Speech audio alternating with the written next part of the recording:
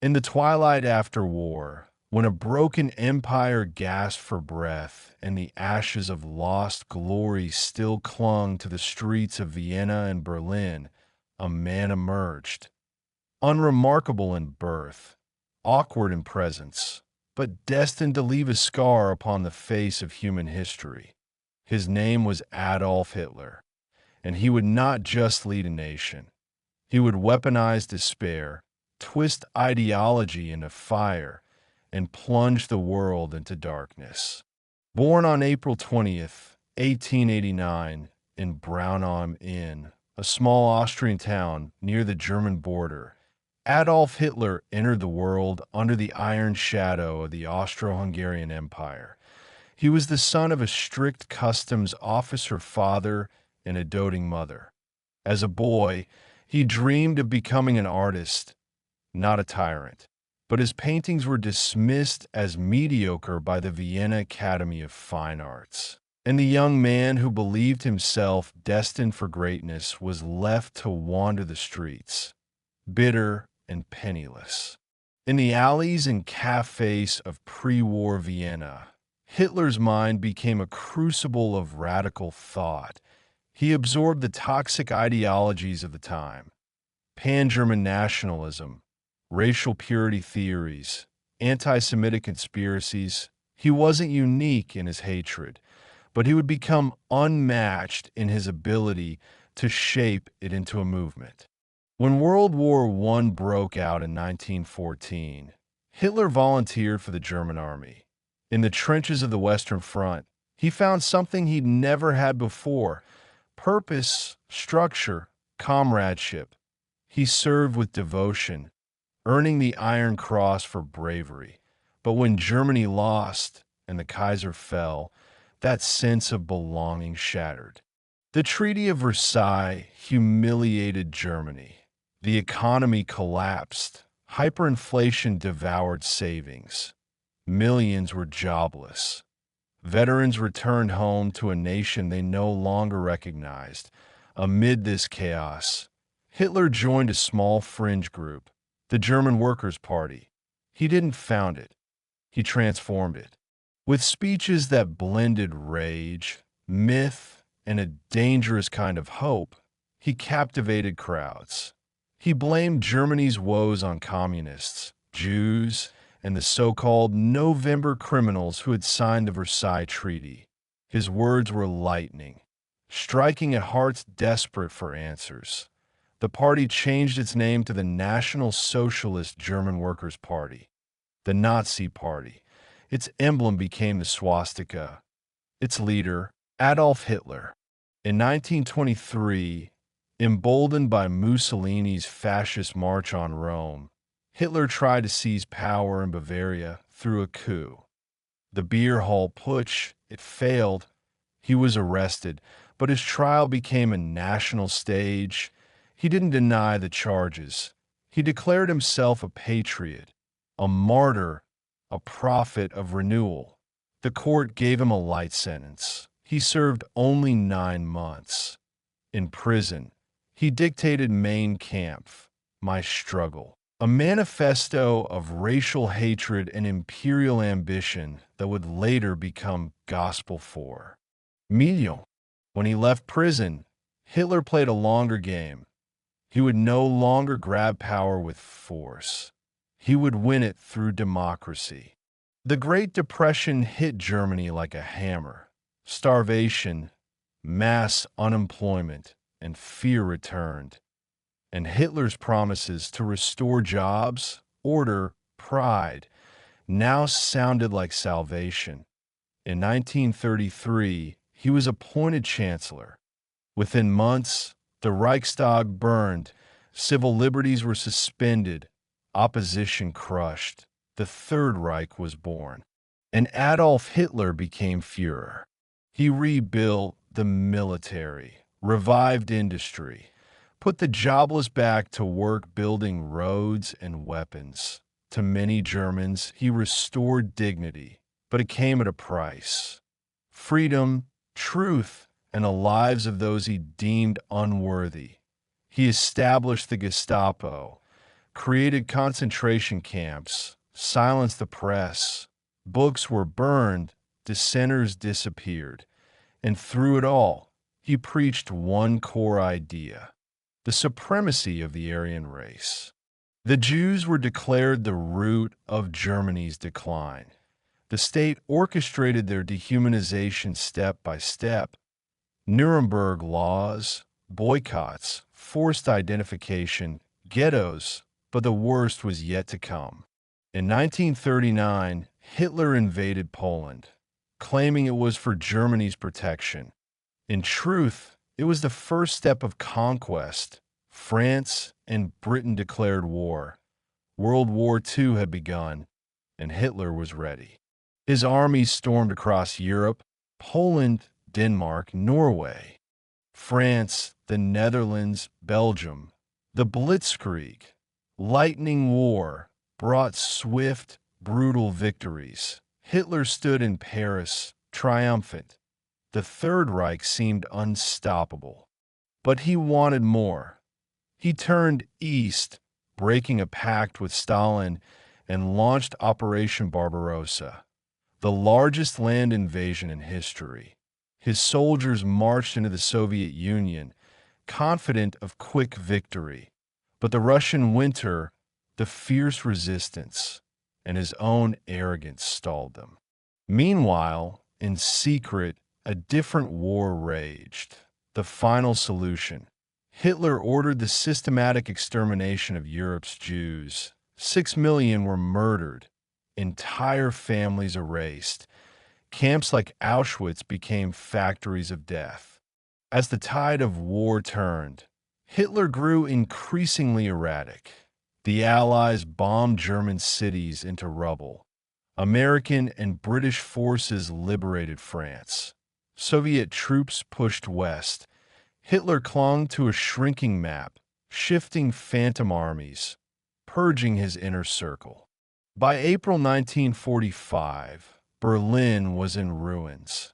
In his bunker beneath the city, as Soviet shells rained above, Adolf Hitler married Eva Braun, his longtime companion. The next day, they took their own lives. Their bodies were burned. The empire he promised would last 1,000 years crumbled in 12. What remained was ash and silence. Hitler's rise was not just the story of one man's ambition. It was the story of a society in crisis, broken by war, abandoned by elites, poisoned by hate. He offered clarity in chaos, scapegoats for suffering, an identity where there was despair, and millions followed him. He left behind a trail of destruction measured not just in ruins, but in lives. Jews, Roma, disabled people, political opponents, Slavs, homosexuals, and countless others. He turned modernity into a machine of death and ideology into a license for genocide.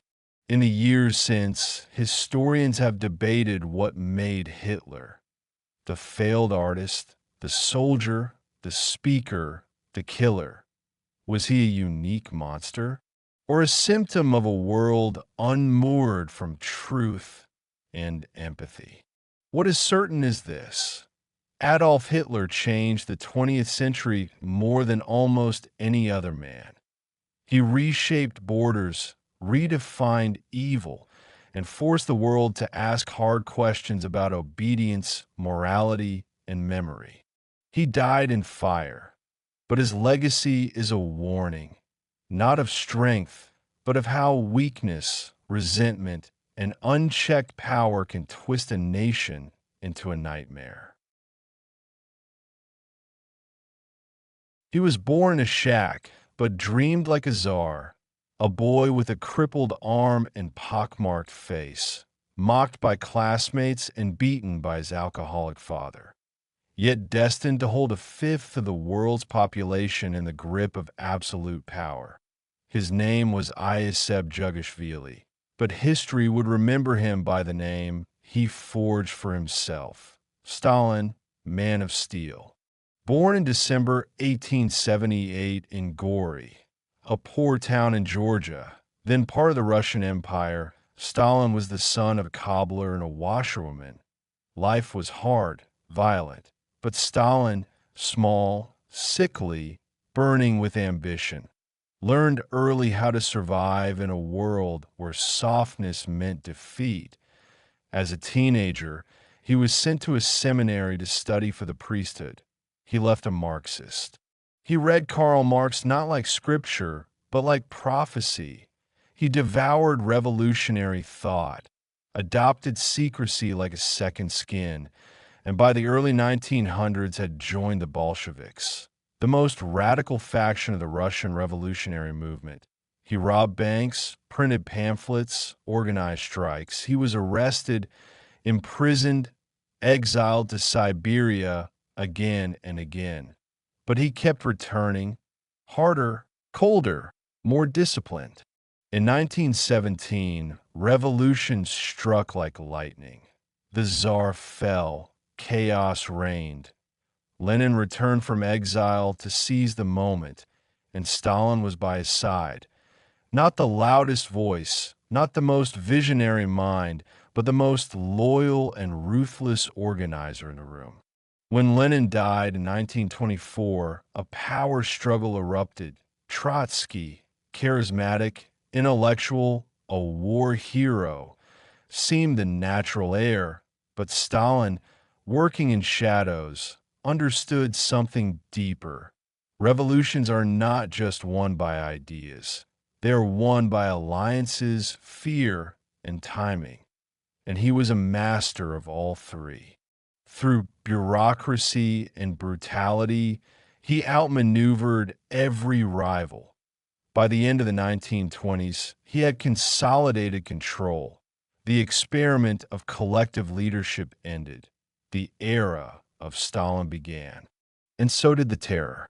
His vision was colossal. He wanted to drag the Soviet Union, still largely rural and medieval, into the modern world. To do it, he unleashed the 5-year plans. Factories roared to life. Entire cities rose from wilderness. Trains crossed steppes where oxen once trudged, but the price was unfathomable. To feed industry, he needed grain. To get grain, he targeted the peasants. Under forced collectivization, millions were driven off their land. The kulaks, relatively wealthy farmers, were declared enemies of the people. Their homes were seized, their food confiscated, their families deported. In Ukraine, the result was Holodomor, a man-made famine that killed an estimated 3 to 4 million people. Villages starved in silence, while the government exported food abroad. Yet Stalin showed no remorse. He believed suffering could be justified if it served the state. But his war was not only against peasants. It was against reality itself. He became obsessed with purity, not racial, like Hitler, but ideological. He began to see enemies everywhere. Saboteurs, spies, deviationists. The Great Purge began. Between 1936 and 1938, Stalin orchestrated one of the most extensive campaigns of political repression in modern history. Generals, poets, engineers, party leaders, old friends, loyal revolutionaries. No one was safe. They were arrested, tortured, forced to confess crimes they didn't commit. Show trials played like theater. The verdict was always the same: guilty. They were shot or sent to the Gulag. A network of prison camps spread across frozen wastes.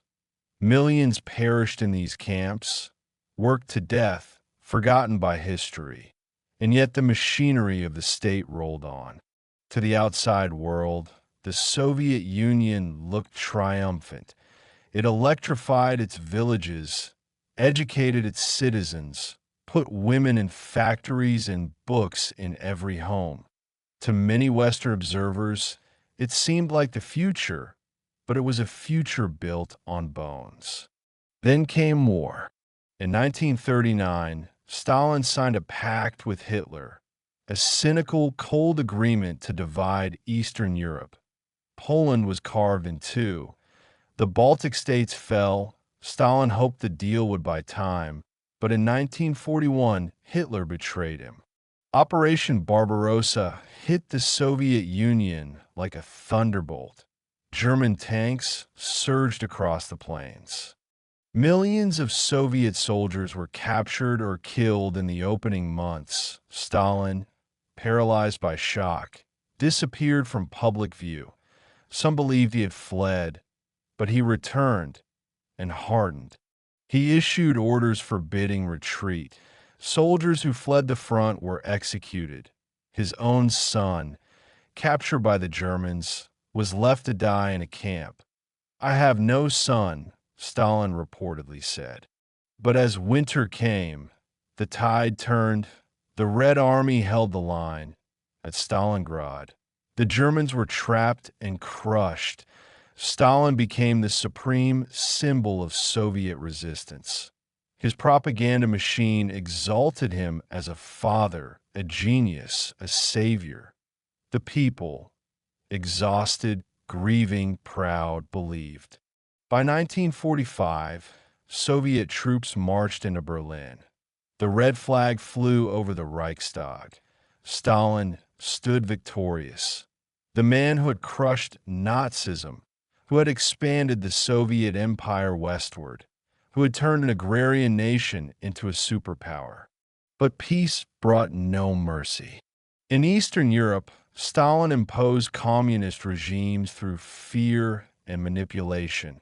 At home, paranoia returned. Scientists, doctors, even composers were accused of treason.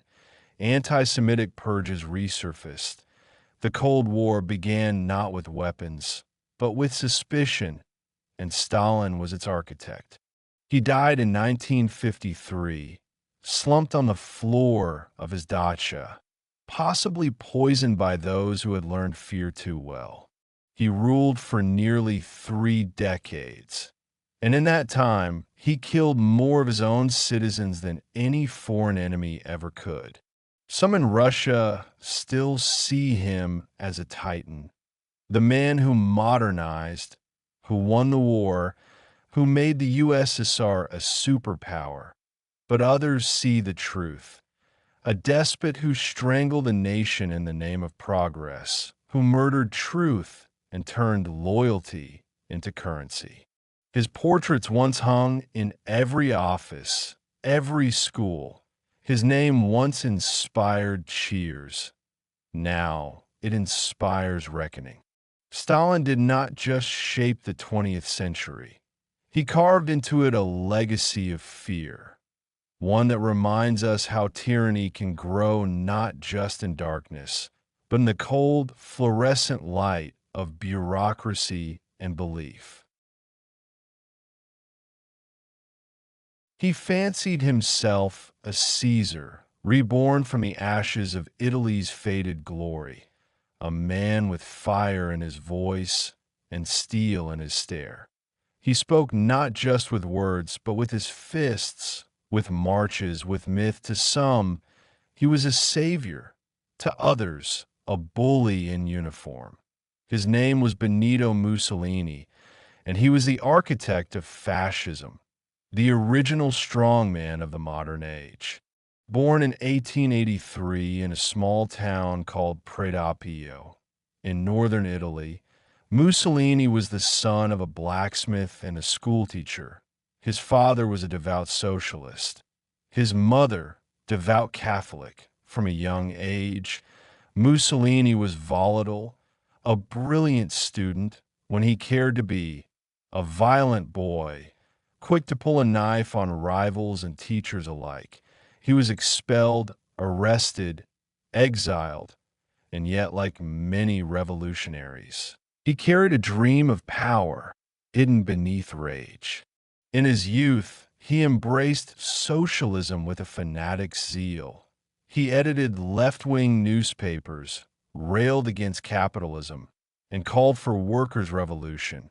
But when World War I broke out, something changed. He broke with the socialists, supported the war, and became obsessed with the idea of national strength, unity, and rebirth. He had found a new god, the nation state.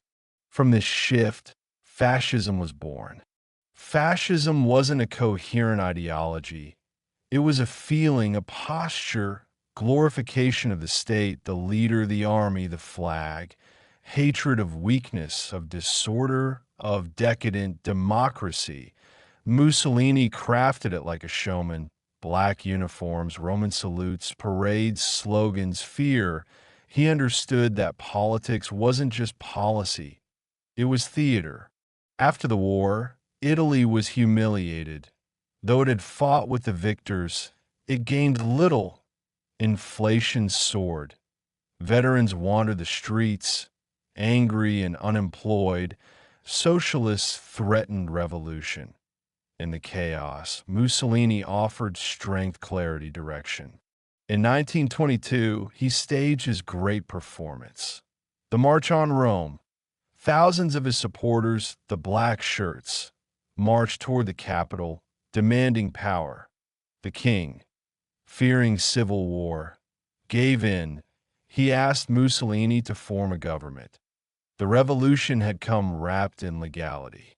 Once in power, Mussolini wasted no time dismantling democracy.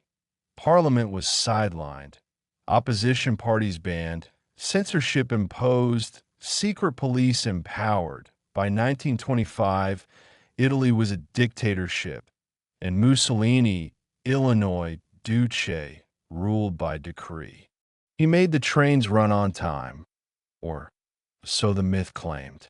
In truth, his early years were marked by some genuine modernization, draining of swamps, new roads, and infrastructure. But more than facts, Mussolini sold a story that Italy was rising, disciplined, reborn. He promised a new Roman Empire, an Italy that would dominate the Mediterranean, bend history to its will. But fantasy collided with reality. In 1935, he invaded Ethiopia seeking colonial glory. His troops used chemical weapons. Civilians were massacred. The world condemned him. But at home, he was cheered. Fascist propaganda painted it as a triumph. Statues rose.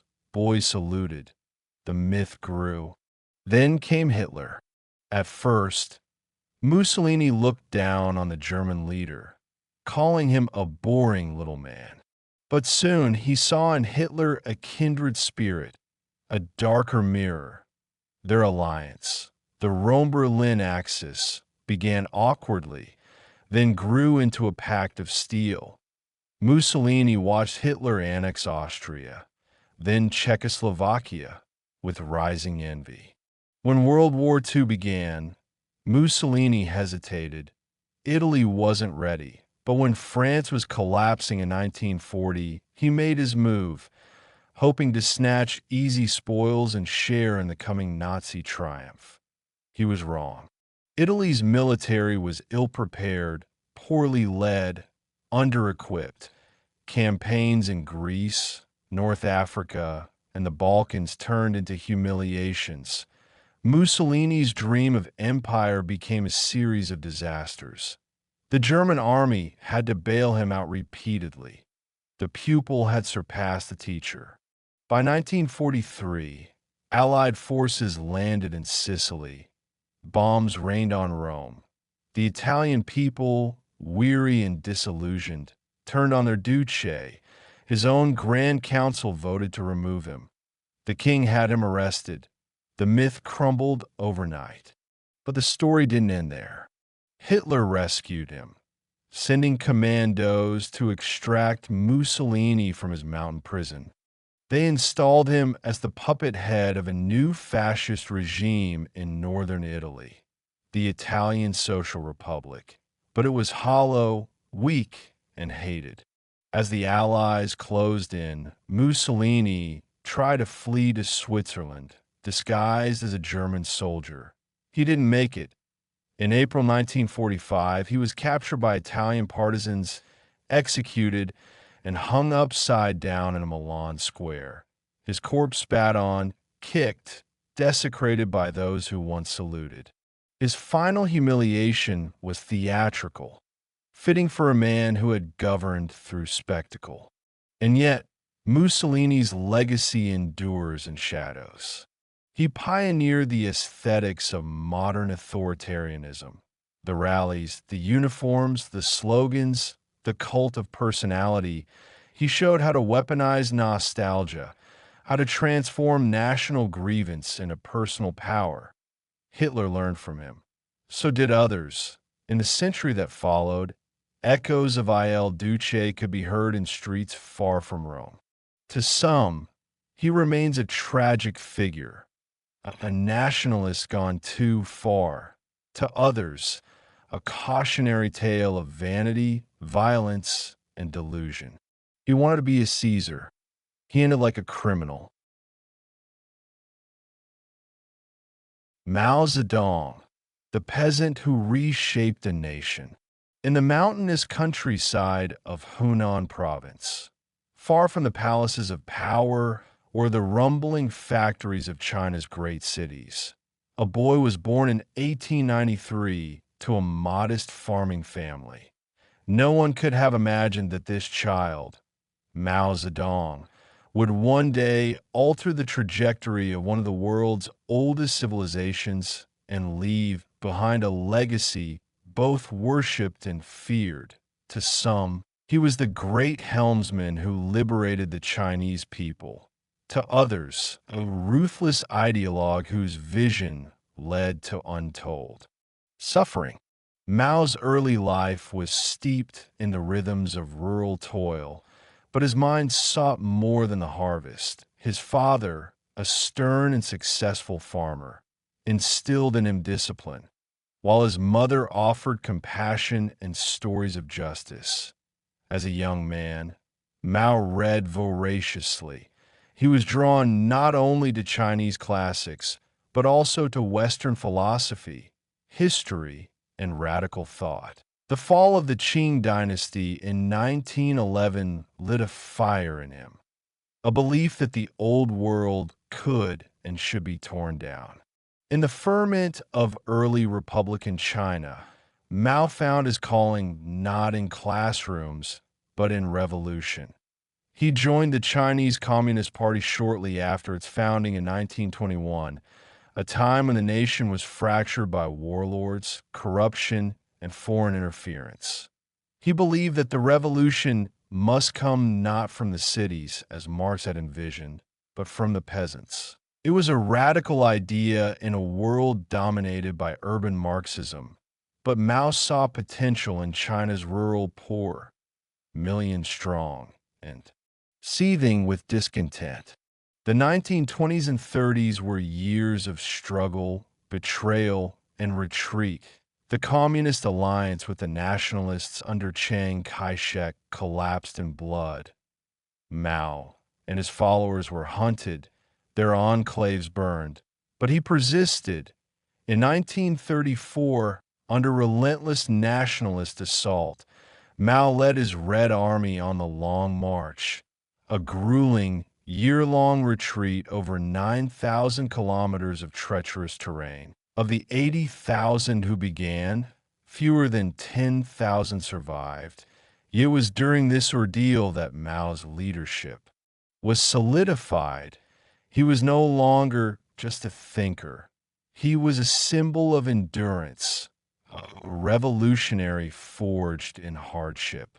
World War II changed everything. As Japan invaded and occupied swaths of China, the communists and nationalists formed an uneasy alliance. Mao used this time to consolidate his rural power base, expand his army, and refine his ideology. When the war ended, civil war resumed. This time, Mao was ready. In 1949, the world watched as the red flag was raised over Beijing, Mao Zedong declared the founding of the People's Republic of China. The ancient dynasties were gone. The warlords were defeated. The nationalists fled to Taiwan. For the first time in generations, China was unified under a single indigenous regime, one born not of foreign guns but of peasant revolution. Mao set out to remake society. Landlords were stripped of property, often violently. Peasants were given land, sparking a wave of retribution and chaos. Intellectuals were distrusted, capitalists vilified. China would become a classless society, he vowed, built on equality and revolutionary purity. But revolution, Mao believed, must never stop. In 1958, he launched the Great Leap Forward, an ambitious plan to transform China into an industrial superpower overnight. Communes replaced villages. Backyard furnaces were built in every home. Grain production was exaggerated. Famine followed. Between 1959 and 1961, tens of millions starved. Entire regions were ravaged. Yet criticism was silenced. The truth buried Mao. Remote in his idealism, pressed forward, his vision demanded sacrifice. His enemies were saboteurs. His allies feared his wrath. Still, his grip on the party faltered. Technocrats and pragmatists began to temper his ideas. By the mid-1960s, Mao was sidelined, but not for long. In 1966, he struck back with a cultural revolution. Red Guards, teenagers fueled by ideology and the Little Red Book, surged through cities and villages. Teachers were beaten, temples desecrated, books burned, families torn apart. The four olds, old customs, culture, habits, and ideas, were to be destroyed. China descended into ideological madness.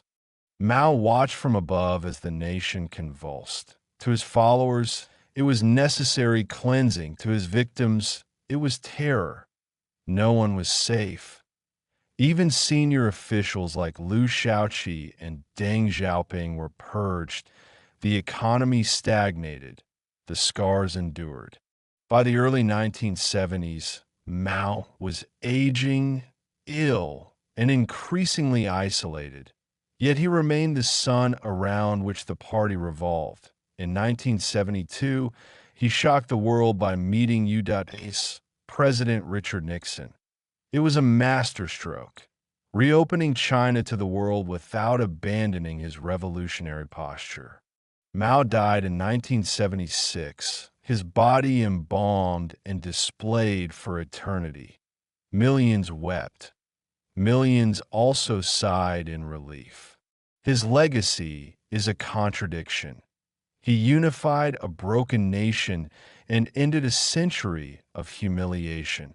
He lifted millions from feudal bondage, but he also oversaw one of the deadliest famines in human history and unleashed political chaos that destroyed generations. Mao Zedong was no ordinary dictator. He was a philosopher king, a poet with a rifle, a man who saw history not as something to study but to command. He built a cult not just of personality, but of destiny. His face still gazes down from Tiananmen. His thoughts linger in party slogans. To some, he remains a hero. To others, a cautionary tale. But to history, he is indelible. The peasant who reshaped a nation for better or worse. In the ashes of a fractured kingdom, amid the smoke of civil war and the silence of abandoned churches, a man rose who would rule not by inspiration, but by suppression. His name echoed through Spain not as a savior or a visionary, but as the one who stopped time, who placed a nation in a glass box of tradition, fear, and silence. That name was Francisco Franco. Born in 1892 in the coastal city of Ferrol, Galicia, Franco grew up surrounded by the rhythms of the sea and the shadows of military life. His father was a naval officer, distant and severe.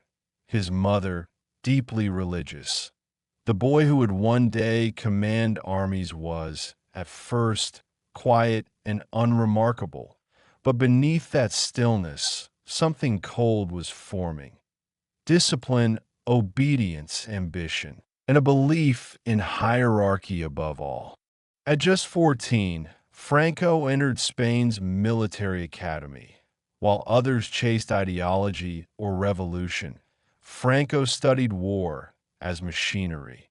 Neat, organized, absolute. By his early 20s, he was sent to the Rif War in Morocco, where he witnessed and administered brutal colonial repression. His rise was meteoric by 33. He was the youngest general in Europe. But Spain, at home, was splintering. Monarchy gave way to republic. Tradition clashed with progress. Landowners, peasants, clergy, communists, anarchists, all pulled at the fragile body of the Spanish state. Chaos churned in the streets. Churches burned. Generals whispered. In 1936, the whisper became a roar. A coalition of conservative generals, including Franco, launched a coup against the elected left-wing government. But the coup did not succeed outright. Instead, Spain descended into one of the 20th century's most brutal civil wars, a war of ideology, of neighbors, of families. Franco quickly emerged as its dominant military figure. With aid from Hitler's Germany and Mussolini's Italy, his forces advanced across the country. Cities like Guernica were bombed into memory. Villages were purged, and slowly, methodically, the Republic was crushed. In 1939, Franco declared victory. He stood not before a cheering people, but a silenced one. Spain would now be his. Not a republic, not a monarchy, not even a fascist state in the mold of Germany or Italy, but something colder, older, a dictatorship wrapped in Catholic imagery and military parade. He called it the Estado Español, the Spanish state, but it was Franco who was the state. He styled himself El Caudillo, the leader, not elected, not temporary, eternal. For nearly 4 decades, Franco ruled Spain with an iron grip. Political parties were banned, trade unions dismantled, strikes outlawed, dissidents imprisoned or executed. The press became a mouthpiece. The church was restored to power. Women were told to be silent, obedient, and pure. Time itself seemed to stand still. He did not give fiery speeches or hold mass rallies. He ruled not with charisma, but with silence. The threat of what might happen if you spoke, if you resisted, if you remembered freedom. Tens of thousands were executed after the Civil War. Hundreds of thousands more languished in prison or exile. Streets were renamed, history rewritten, children taught that Franco saved Spain. And yet, unlike many other dictators of his era, Franco outlasted them all. Hitler fell. Mussolini was torn apart by his people.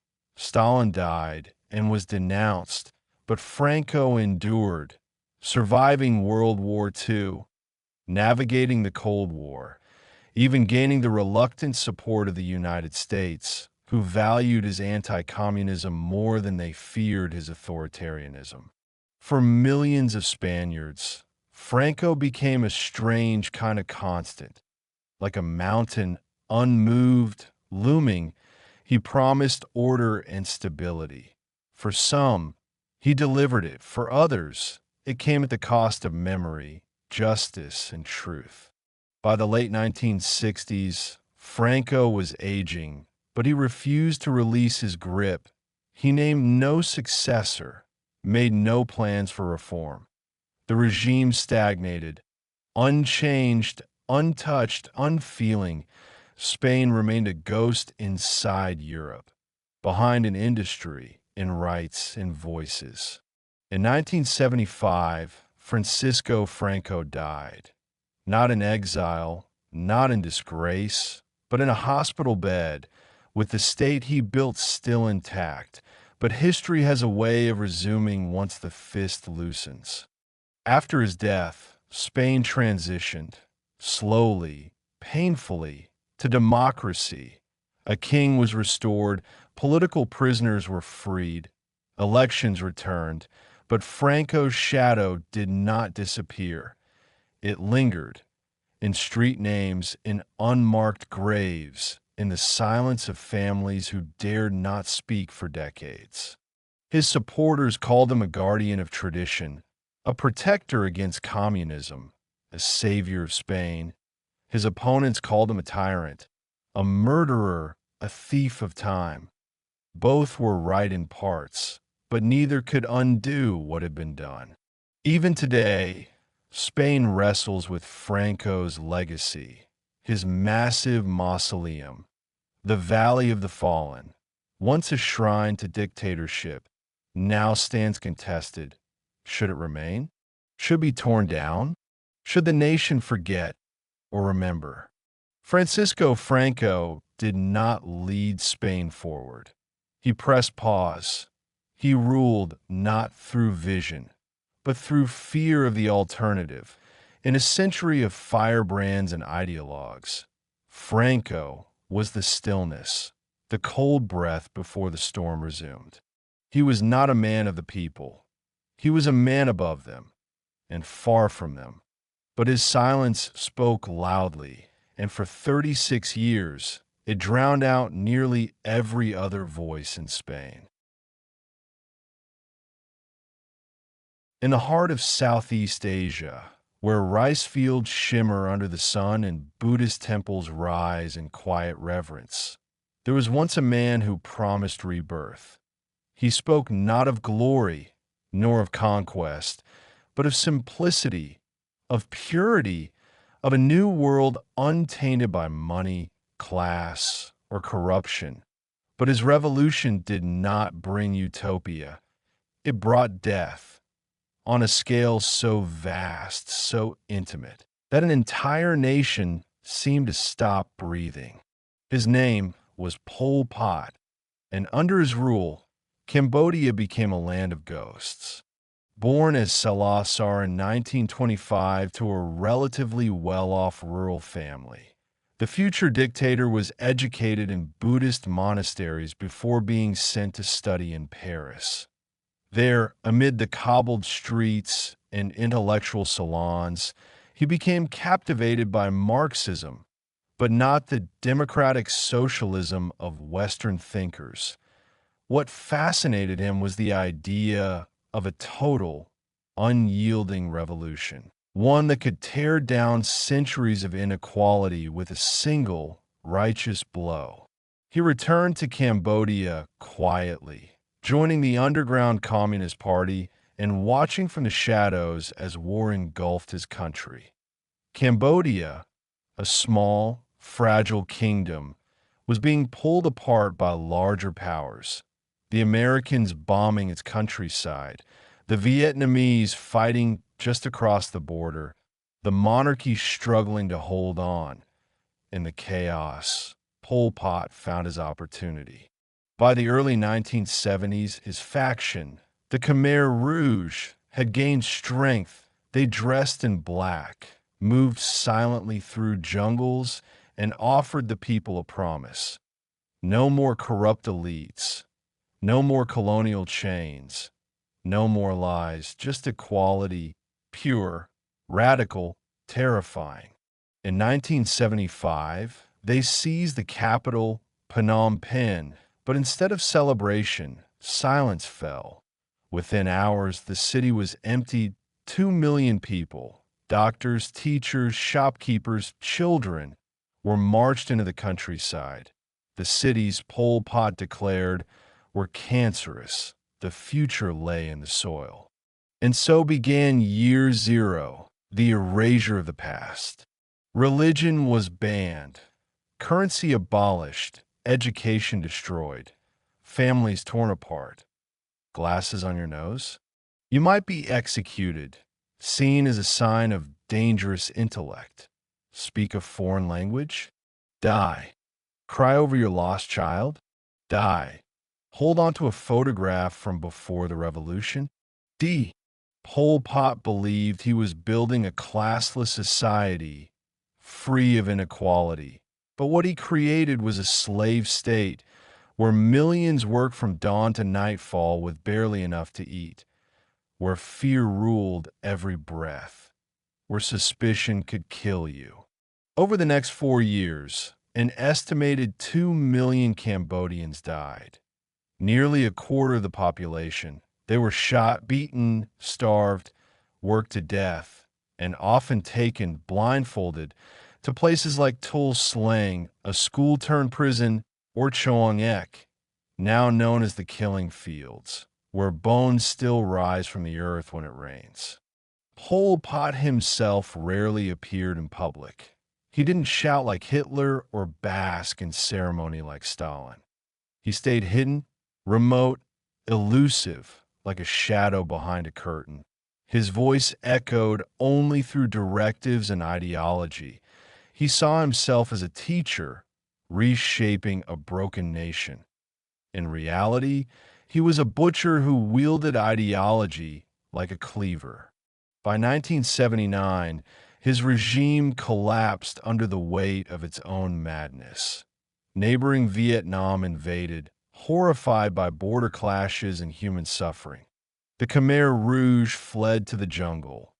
Pol Pot went into hiding, not as a fugitive of justice, but as a phantom of power. For 2 decades, he evaded capture, protected by loyalists and geopolitical complexity. The Cold War had twisted logic so far that some Western powers continued to recognize the Khmer Rouge diplomatically, fearing Vietnamese influence more than genocide itself.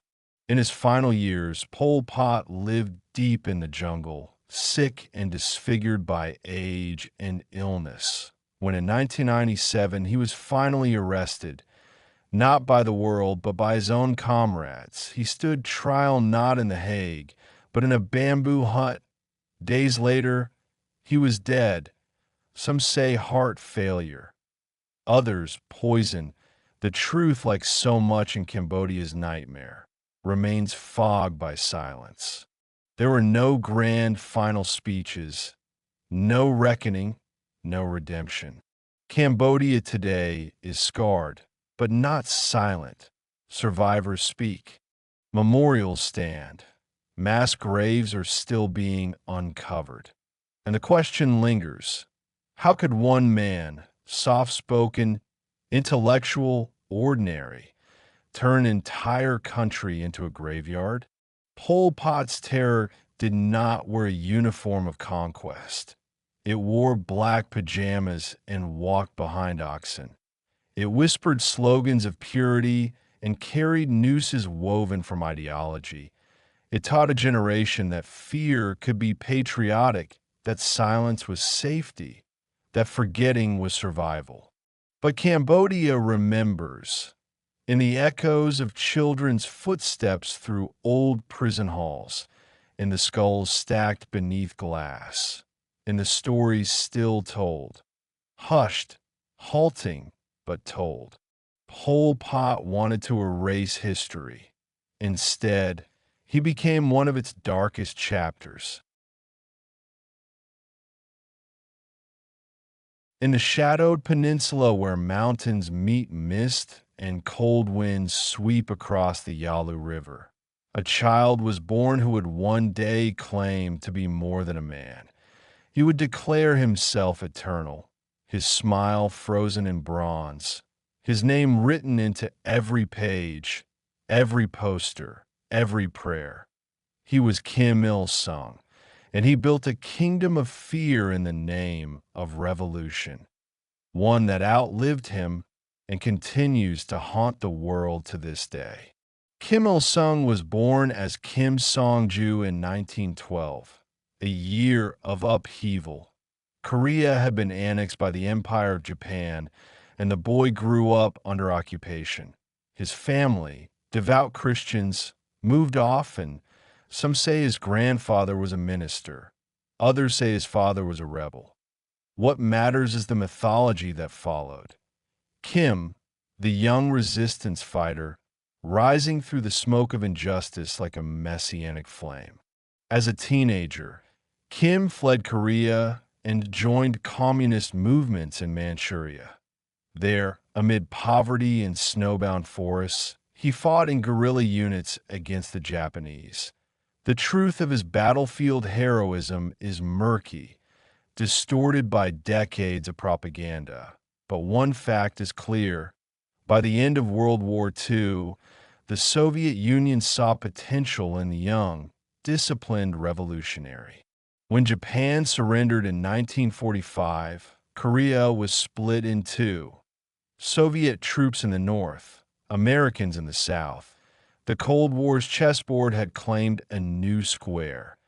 And into that northern void stepped Kim Il-sung, just 33 years old, installed by Moscow to govern a fractured, uncertain land. But Kim was not content to be a puppet.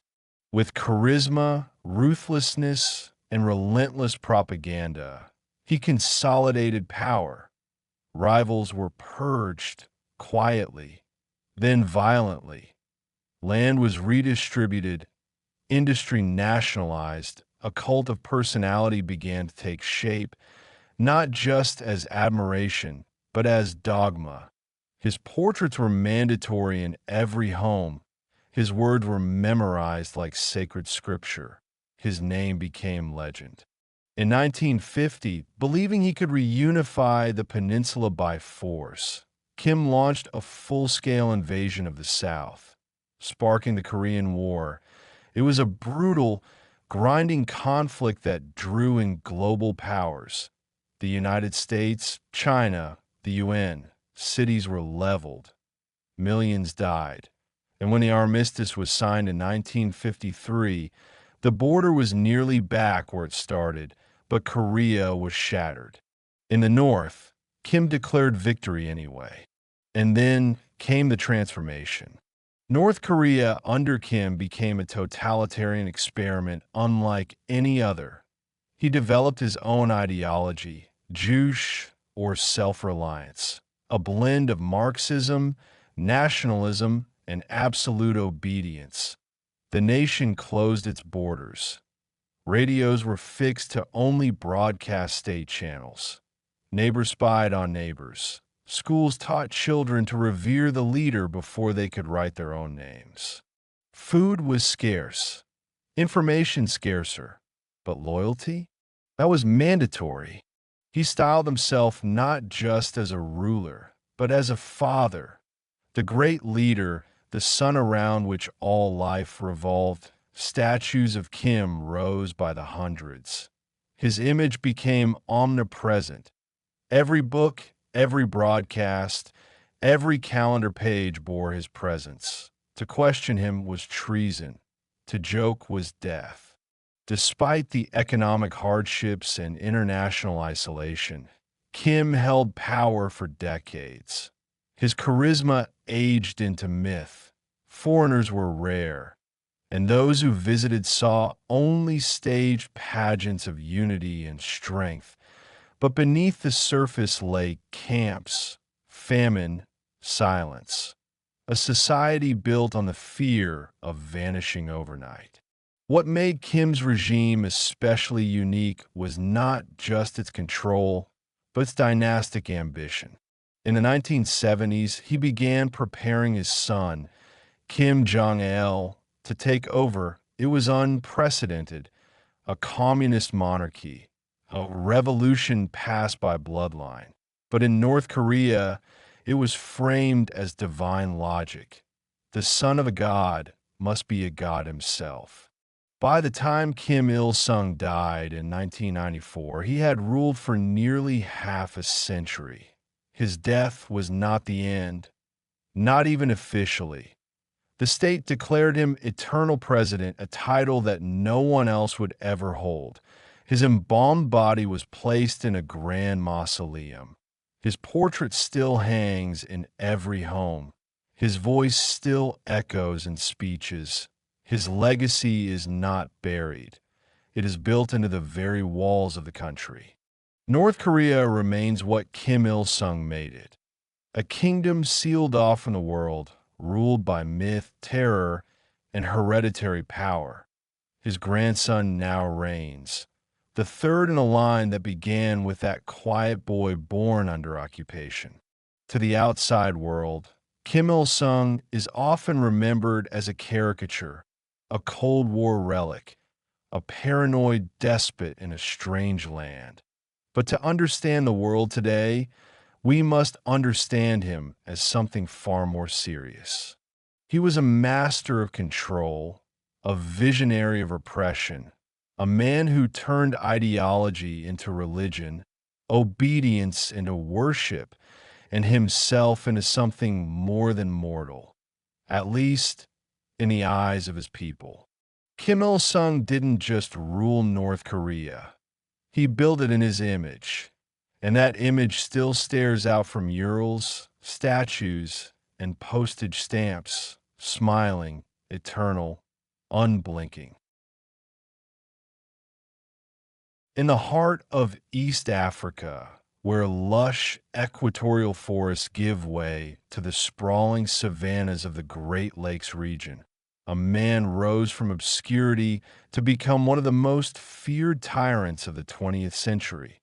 His name was Idi Amin Dada. To his people, he was first a liberator, then a nightmare. To the world, he became a symbol of brutality, cloaked in absurdity. A dictator whose reign of terror left tens of thousands dead and an entire nation in ruins. This is the story of how a former colonial soldier became the self-declared conqueror of the British Empire and the self-anointed ruler of all beasts, both land and sea. Born around 1925 in Kiboko, a remote town in northwestern Uganda near the border with Sudan, Idi Amin came from the Kakwa ethnic group, a small and relatively marginalized community. His early life is cloaked in mystery. Records are scarce, and much of what is known comes from inconsistent accounts. He had minimal formal education, barely learning to read or write, but what Amin lacked in schooling, he made up for in brute strength, endurance, and charisma, qualities that would serve him well in a military career. In 1946, he joined the King's African Rifles, a colonial regiment of the British Army composed of African troops under British command. Amin distinguished himself not with intellect, but with physical prowess. He was a skilled swimmer, boxer, and marksman.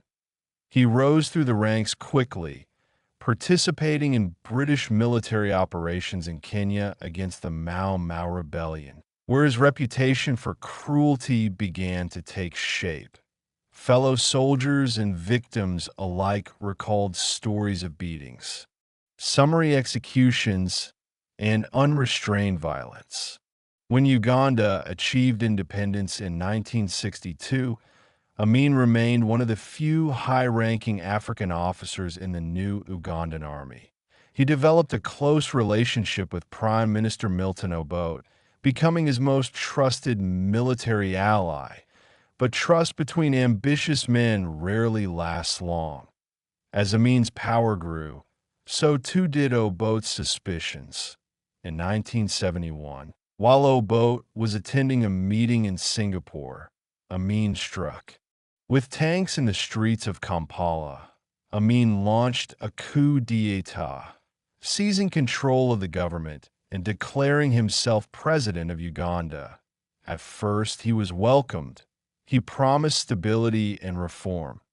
He smiled for the cameras, visited local markets, and claimed he would return power to the people. But behind this affable facade was a mind consumed by paranoia and a will fueled by blood. Over the next 8 years, Idi Amin transformed Uganda into a nightmare state. Political opponents were arrested, tortured, and disappeared. His regime established the State Research Bureau, a euphemistic name for what became a hub of terror and torture. Estimates of the number of Ugandans killed under his rule vary widely. But most historians agree that between 100,000 and 500,000 people lost their lives. Amin ruled not just with an iron fist, but with an increasingly unhinged sense of grandeur. He bestowed upon himself absurd titles like His Excellency President for Life, Field Marshal Al-Haji Dr. Idi Amin Dada, VC, DSO, MC, Lord of all the beasts of the earth and fishes of the sea, and conqueror of the British Empire in Africa in general and Uganda in particular. He claimed to have defeated the British and suggested he should lead the entire African continent. He held parades in his honor and adorned himself with medals he never earned. The state-run media broadcast his speeches as gospel, while dissent was punished with imprisonment or death. One of the most catastrophic decisions of Amin's rule came in 1972, when he ordered the expulsion of all Asians from Uganda. Around 50,000 people, mostly of Indian descent, were given 90 days to leave the country. These communities had formed the backbone of Uganda's commerce and trade, but Amin accused them of economic sabotage and claimed he was giving Uganda back to Ugandans. Their businesses and properties were confiscated and handed over to Amin's loyalists, most of whom had no understanding of how to manage them. The economy imploded, food shortages became common, inflation soared, factories shut down, and yet Amin continued to live in luxury, hosting lavish parties, importing foreign cars, and building palaces. On the international stage, Amin played the role of provocateur and pariah. He aligned himself first with the Soviet Union, then Libya, then various Islamic states, using Cold War rivalries to his advantage. He openly praised Hitler, joked about nuclear weapons, and even offered to mediate conflicts he clearly did not understand. He was a caricature of power, but one whose actions had deadly consequences. By the late 1970s, his paranoia had reached its peak. Amin began purging his inner circle, accusing even his most trusted allies of treason. Torture chambers in Makindye military prison filled up daily. Entire villages were massacred for alleged disloyalty. He claimed divine visions, insisted he spoke with God, and often appeared on state radio in incoherent rants. Then came the final, desperate act. In 1978, Amin invaded Tanzania, claiming the Kagera region as Ugandan territory. But the Tanzanian military, far more organized and motivated, counterattacked swiftly. They allied with Ugandan exiles, including former soldiers who had fled Amin's reign. In April 1979, Tanzanian forces entered Kampala. The capital fell with little resistance. Amin, stripped of his power and humiliated, fled the country. He first sought refuge in Libya, then settled in Saudi Arabia, where the House of Saud offered him sanctuary on the condition that he stay out of politics. He lived in exile, surrounded by luxury, until his death in 2003. No trial, no punishment, no justice. Today, Idi Amin remains one of the most reviled figures in modern African history. His rule devastated Uganda economically, socially, and psychologically. The wounds he inflicted still linger. Generations grew up in fear, silence, and poverty. The infrastructure he destroyed took decades to rebuild. Yet even in exile, Amin showed no remorse. In interviews, he claimed he had done no wrong.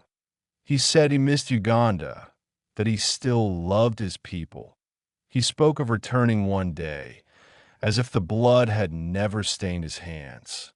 To some, Amin is remembered as a dark joke, the absurd dictator in sunglasses, with ludicrous titles and bizarre antics.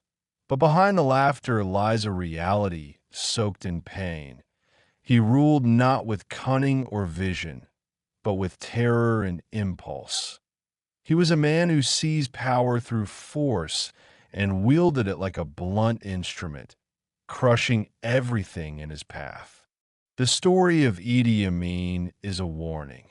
It is a reminder that the veneer of charm can hide monstrous intent, that institutions are fragile, and that when fear becomes a weapon, no one is truly safe. And so, the shadow of Idi Amin lingers over the forests and hills of Uganda, a shadow cast by a man who rose from the ranks of colonial servitude to become one of the most terrifying rulers of the modern era. Not a liberator, not a leader, but a tyrant who mistook brutality for strength and chaos for control. In the arid lands where the Tigris and Euphrates weave their ancient course, a man emerged who would stamp his will on Iraq with ruthless efficiency and brutal ambition. Saddam Hussein was not merely a dictator. He was the embodiment of authoritarianism wrapped in the veneer of modernity. A ruler whose thirst for power reshaped his country and the Middle East in ways that continue to resonate decades later. Born in 1937 in the small village of Al-Aja, near Tikrit, Saddam's early life was marked by hardship and instability. His father died before he was born, leaving his mother to raise him in poverty. His formative years were turbulent. The young Saddam was shaped by tribal loyalties, rural hardship, and exposure to political activism that simmered beneath the surface of the Iraqi monarchy. In his teens, Saddam became involved with the Ba'ath Party, a pan-Arab socialist movement advocating Arab unity, secularism, and modernization. His talent for political maneuvering and intimidation became evident early on. A failed assassination attempt on the Iraqi prime minister in 1959 forced Saddam to flee the country. But he returned after the 1963 Ba'athist coup, climbing the ranks with strategic acumen and an eye for ruthless consolidation of power. By 1979, Saddam Hussein had positioned himself as Iraq's president, inheriting a country rife with ethnic divisions, regional tensions, and simmering unrest. From the outset, Saddam ruled with an iron fist, employing terror, purges, and mass surveillance to cement his control. Saddam's regime was marked by a constant battle against internal enemies. The Ba'ath Party's motto of unity masked deep suspicion. Saddam eliminated rivals with brutal efficiency. The notorious Mukhabarat, his secret police, operated with impunity, silencing dissent through arrests, torture, and executions. Thousands disappeared in prison cells where the walls whispered secrets of pain and betrayal. One of Saddam's most infamous campaigns was against the Kurdish population in northern Iraq. The Kurds, long marginalized, sought autonomy and recognition, but Saddam viewed them as a threat to his vision of a unified Iraq. In the late 1980s, his regime unleashed the full force of chemical weapons, and conventional military might in the Anfal campaign, a brutal assault that razed villages, poisoned civilians, and left tens of thousands dead. The use of chemical weapons in Halabja in 1988 remains a chilling testament to his ruthlessness. Saddam's ambitions extended beyond Iraq's borders. The invasion of Iran in 1980 ignited one of the longest and bloodiest conflicts of the late 20th century, the Iran-Iraq War. What began as a bid for regional dominance became a grueling war of attrition, costing millions of lives, devastating both countries' economies, and sowing deep regional animosity. Saddam's pursuit of power blinded him to the human cost, entrenching a cycle of violence and hatred. In 1990, Saddam shocked the world by invading Kuwait, a tiny, oil-rich neighbor. This bold move was driven by a mixture of economic desperation after the Iran-Iraq War and territorial ambition. The Gulf War that followed saw a swift multinational coalition, led by the United States, roll back Iraqi forces. The humiliating defeat was a blow to Saddam's prestige, but did little to end his rule. Internally, Saddam's reign was characterized by a cult of personality akin to those of other autocrats. He portrayed himself as the guardian of Iraqi nationalism and Arab pride, weaving propaganda with military displays and grandiose public works. Portraits of Saddam adorned streets, schools, and government offices. His image was everywhere, an omnipresent reminder of his dominance. Yet, behind the spectacle lay an economic landscape scarred by sanctions, corruption, and neglect. The 1990s brought crippling UN sanctions in response to Iraq's invasion of Kuwait, devastating the Iraqi population. Infrastructure crumbled, healthcare deteriorated, and ordinary Iraqis suffered in a noose of international isolation, all while Saddam and his inner circle maintained luxury and power. Saddam's regime also demonstrated a perverse blend of modern statecraft and medieval brutality. He maintained a vast military, but also orchestrated public executions, mass imprisonments, and ethnic persecution. The Shia majority in the south, who had revolted after the Gulf War, were crushed in a bloody campaign that left thousands dead and many more displaced. Religious and ethnic minorities were suppressed under the weight of Baghdad's iron fist. Despite his cruelty, Saddam was a master of political survival. He skillfully navigated the complex geopolitics of the Cold War and post-Cold War era, alternating alliances between the Soviet Union, the West, and regional powers.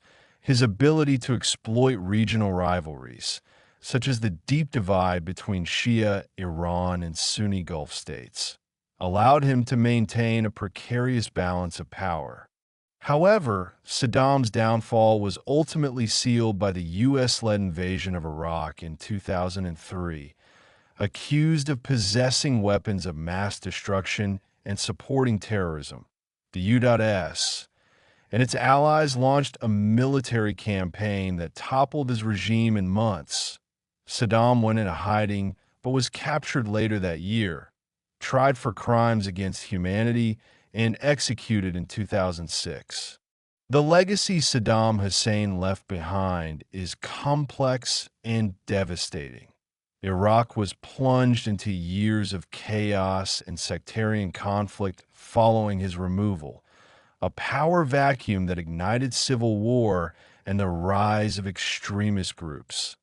The man who once ruled with an iron fist became a symbol of the dangers of authoritarianism, hubris, and the devastating consequences of dictatorship. Saddam Hussein was a figure of contradictions, a brutal despot who sought modernity but ruled through terror, a nationalist who destroyed his nation, a military strategist whose wars left millions dead, a leader whose personal ambition overshadowed the fate of his people. His story is a cautionary tale of how power unchecked can unravel a nation's fabric and plunge a region into turmoil. A dark chapter in the modern history of the Middle East that still echoes in the lives of millions.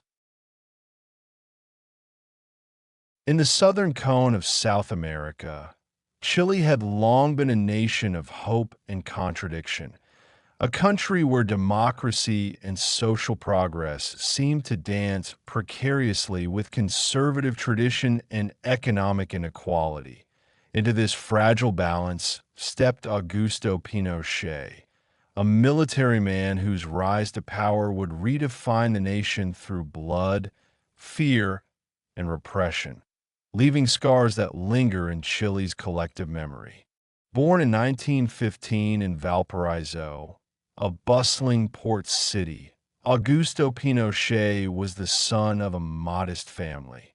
From a young age, he showed a disciplined mind and a strong will, qualities that propelled him into the Chilean army's ranks.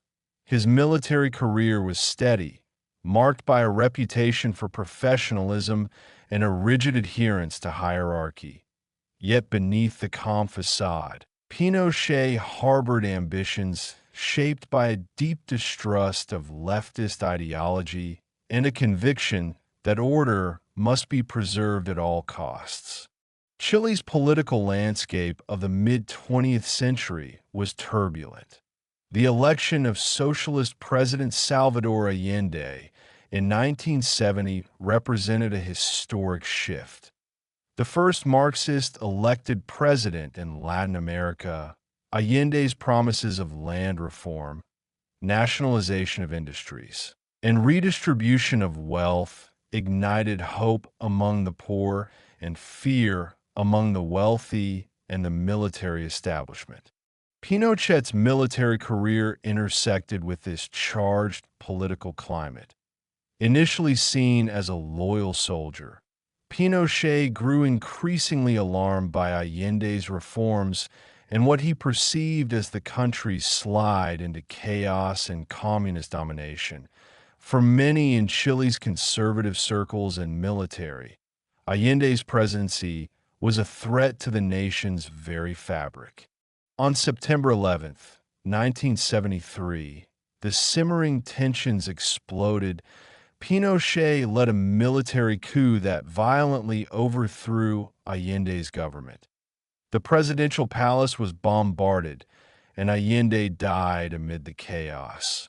A martyr for some, a casualty of history for others, Pinochet swiftly seized power, marking the beginning of a dark and brutal chapter for Chile. Pinochet's regime was ruthless in its suppression of dissent. What followed was a campaign of terror designed to crush opposition and secure absolute control. Thousands of Chileans were arrested, tortured, disappeared, or executed without trial.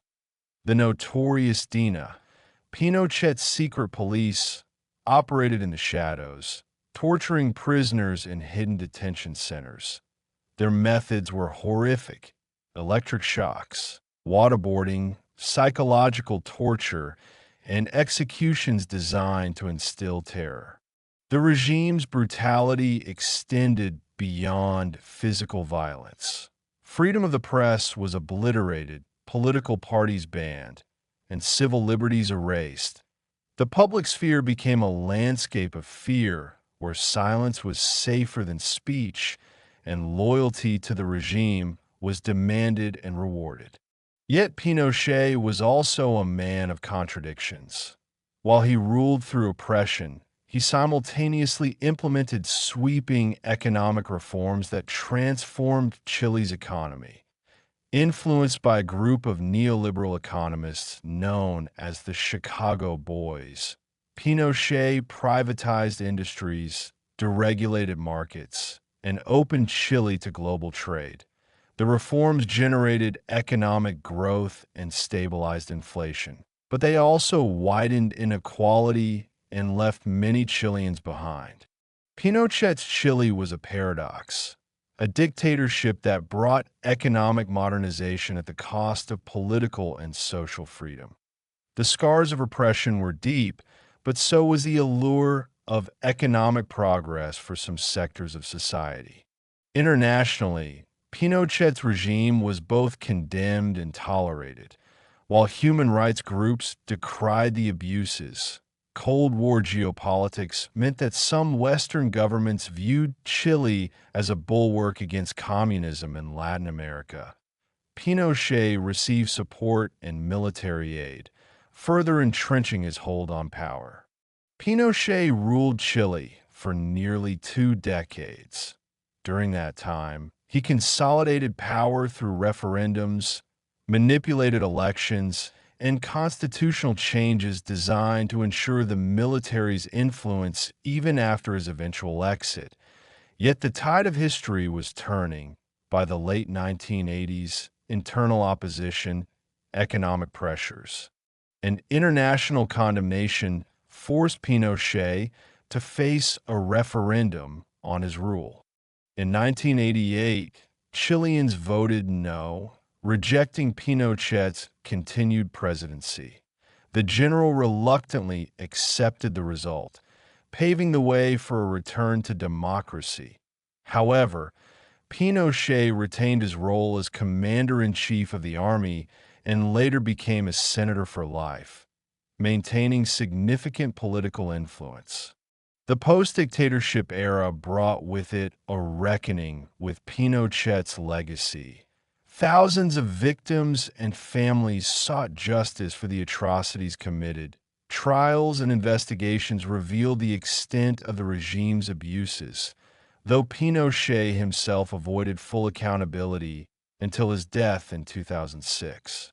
His passing reopened old wounds and reignited debates in Chilean society about memory, justice, and reconciliation.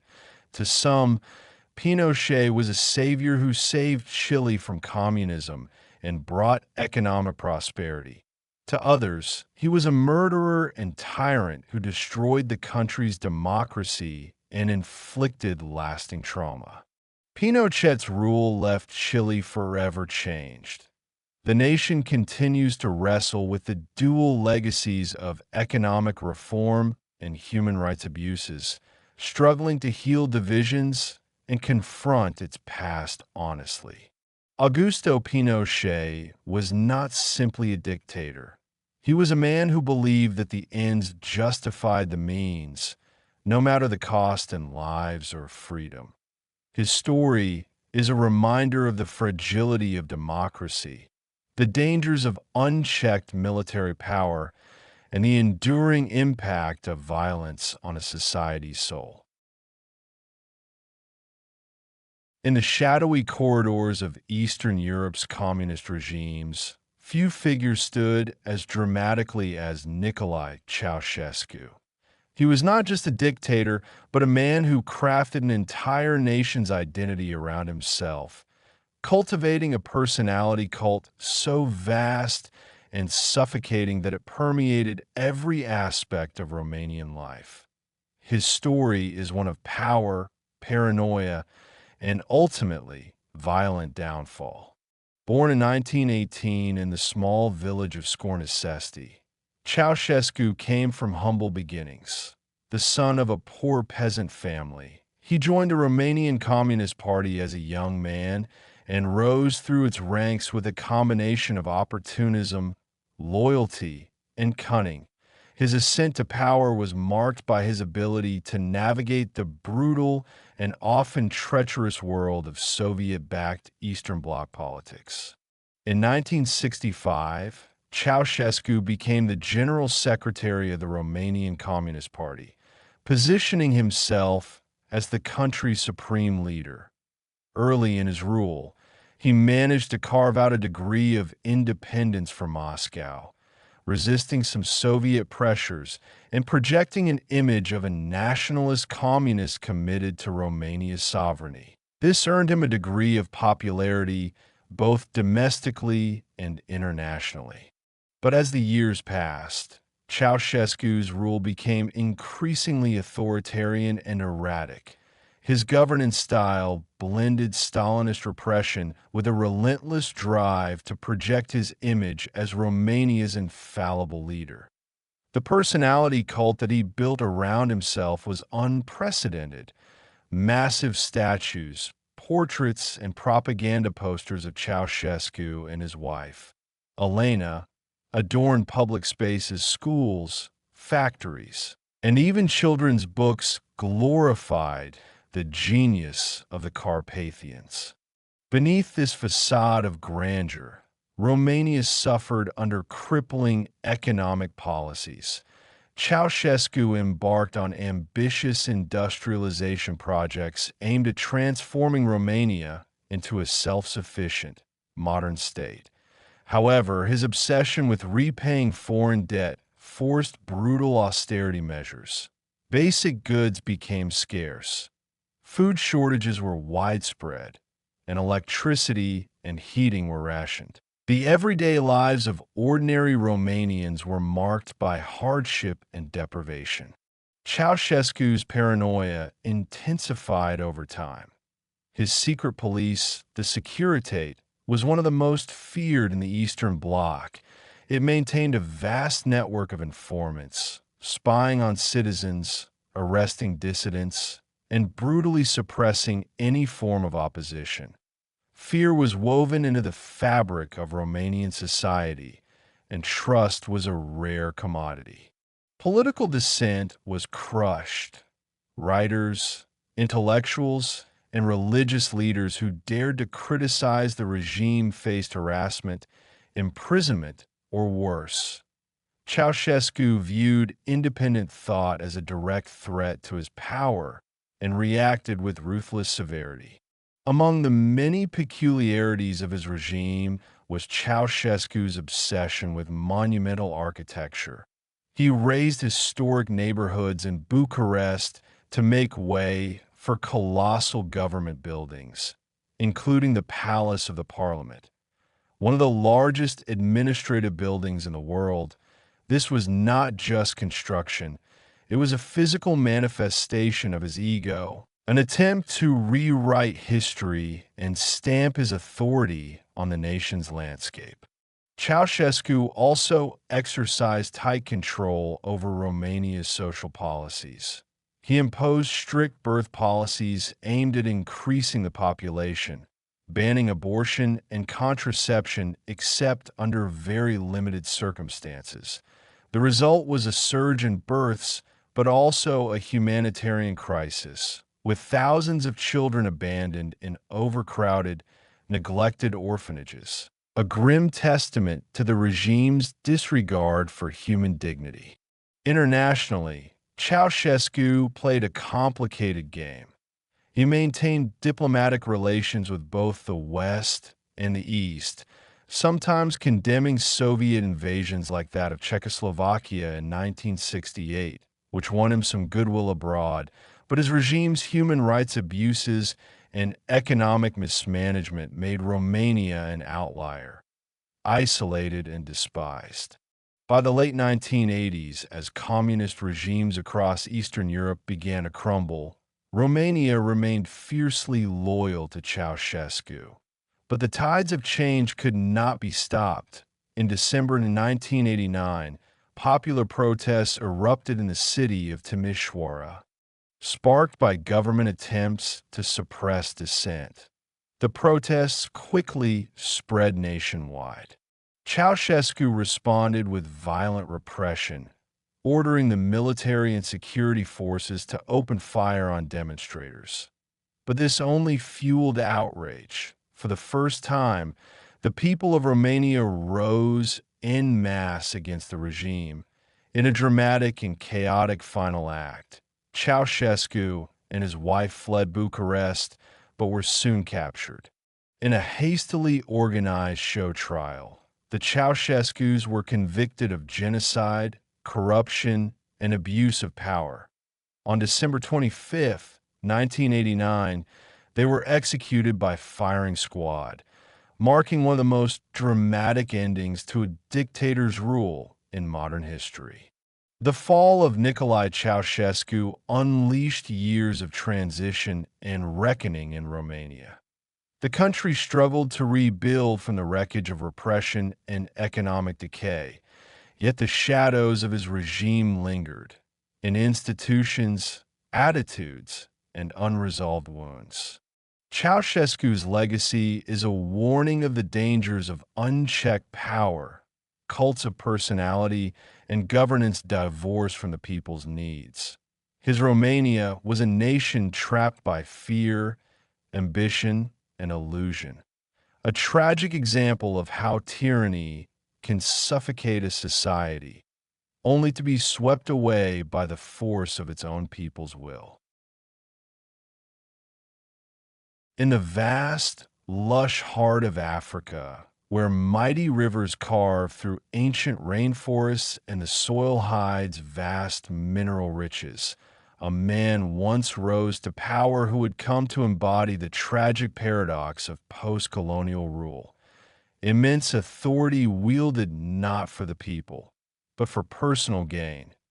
That man was Mobutu Sese Seko, the ruler who turned a hopeful new nation into a sprawling kleptocracy, a kingdom of corruption and decay under a leopard skin hat. Born Joseph Desire Mobutu in 1930 in Lisala, a small town on the banks of the Congo River, Mobutu's early years were framed by the rigid, exploitative world of Belgian colonialism. His father was a local administrator in the colonial system, and his mother was a farmer. A humble background in a land rife with contradictions. In the Belgian Congo, wealth and power were held tightly by European settlers, while millions of Congolese lived in poverty, their futures stolen by foreign hands. Into this landscape Mobutu was born, a boy who would learn early the rules of power, survival, and deception. Mobutu's first steps toward power came through the colonial army, where he enlisted in his youth. Quickly recognized for his cunning, discipline, and charisma, he climbed ranks with a mixture of ambition and pragmatism. He was neither a radical revolutionary nor a servant of colonialism. Rather, he was a survivor in a system designed to crush the ambitions of Africans. In 1960, the Belgian Congo won its independence amid both hope and turmoil. The newly named Republic of the Congo faced immediate chaos. Tribal rivalries exploded, political factions clashed, and foreign powers sought to exploit the resource-rich country. Into this maelstrom stepped Mobutu, a man who saw an opportunity not just to lead, but to rule absolutely. By 1965, after a series of coups and counter-coups, Mobutu seized power through a military coup. He declared himself president and began a long reign that would last more than 3 decades. The country was renamed Zaire in 1971, a symbolic break for the colonial past, and Mobutu adopted the name Mobutu Sese Seko Ko Ngbindu wa Zakabunga, meaning the all-powerful warrior who, because of his endurance and inflexible will to win, goes from conquest to conquest. At first glance, Mobutu's rule seemed to promise a new era of African pride and self-determination. He championed authenticite, a cultural movement that sought to revive traditional African customs, ban Western styles, and reject colonial influences.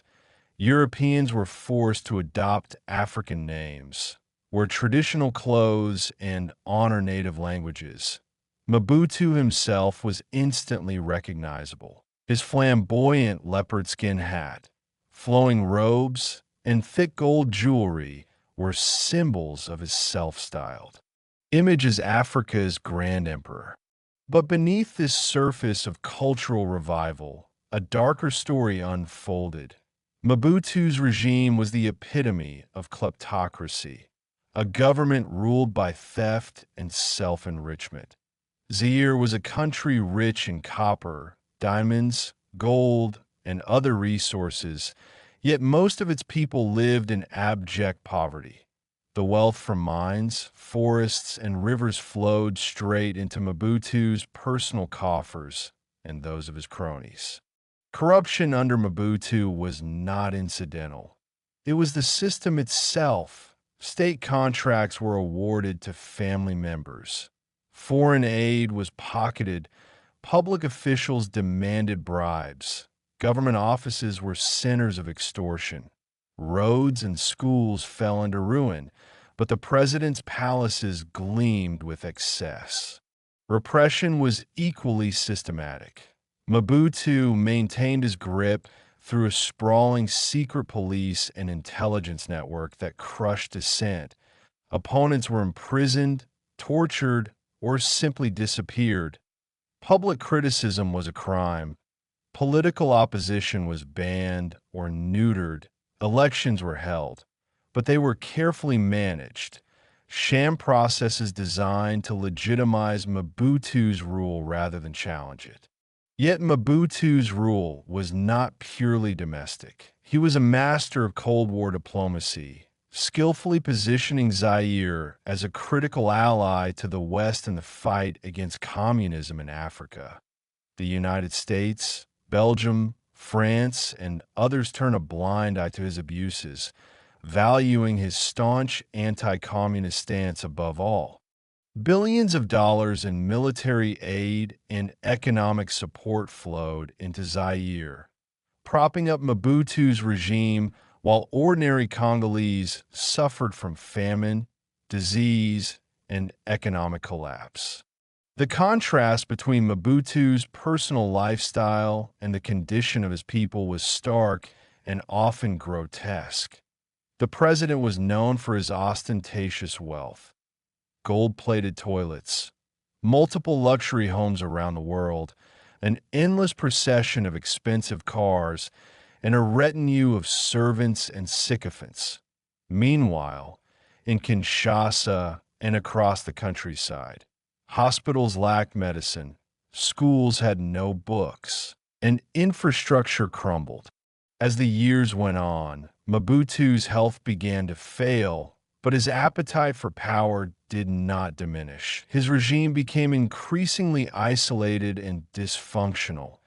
Regional conflicts in the 1990s, including wars in neighboring Rwanda and Uganda, spilled into Zaire, exposing the weakness of Mobutu's government and the anger of his people.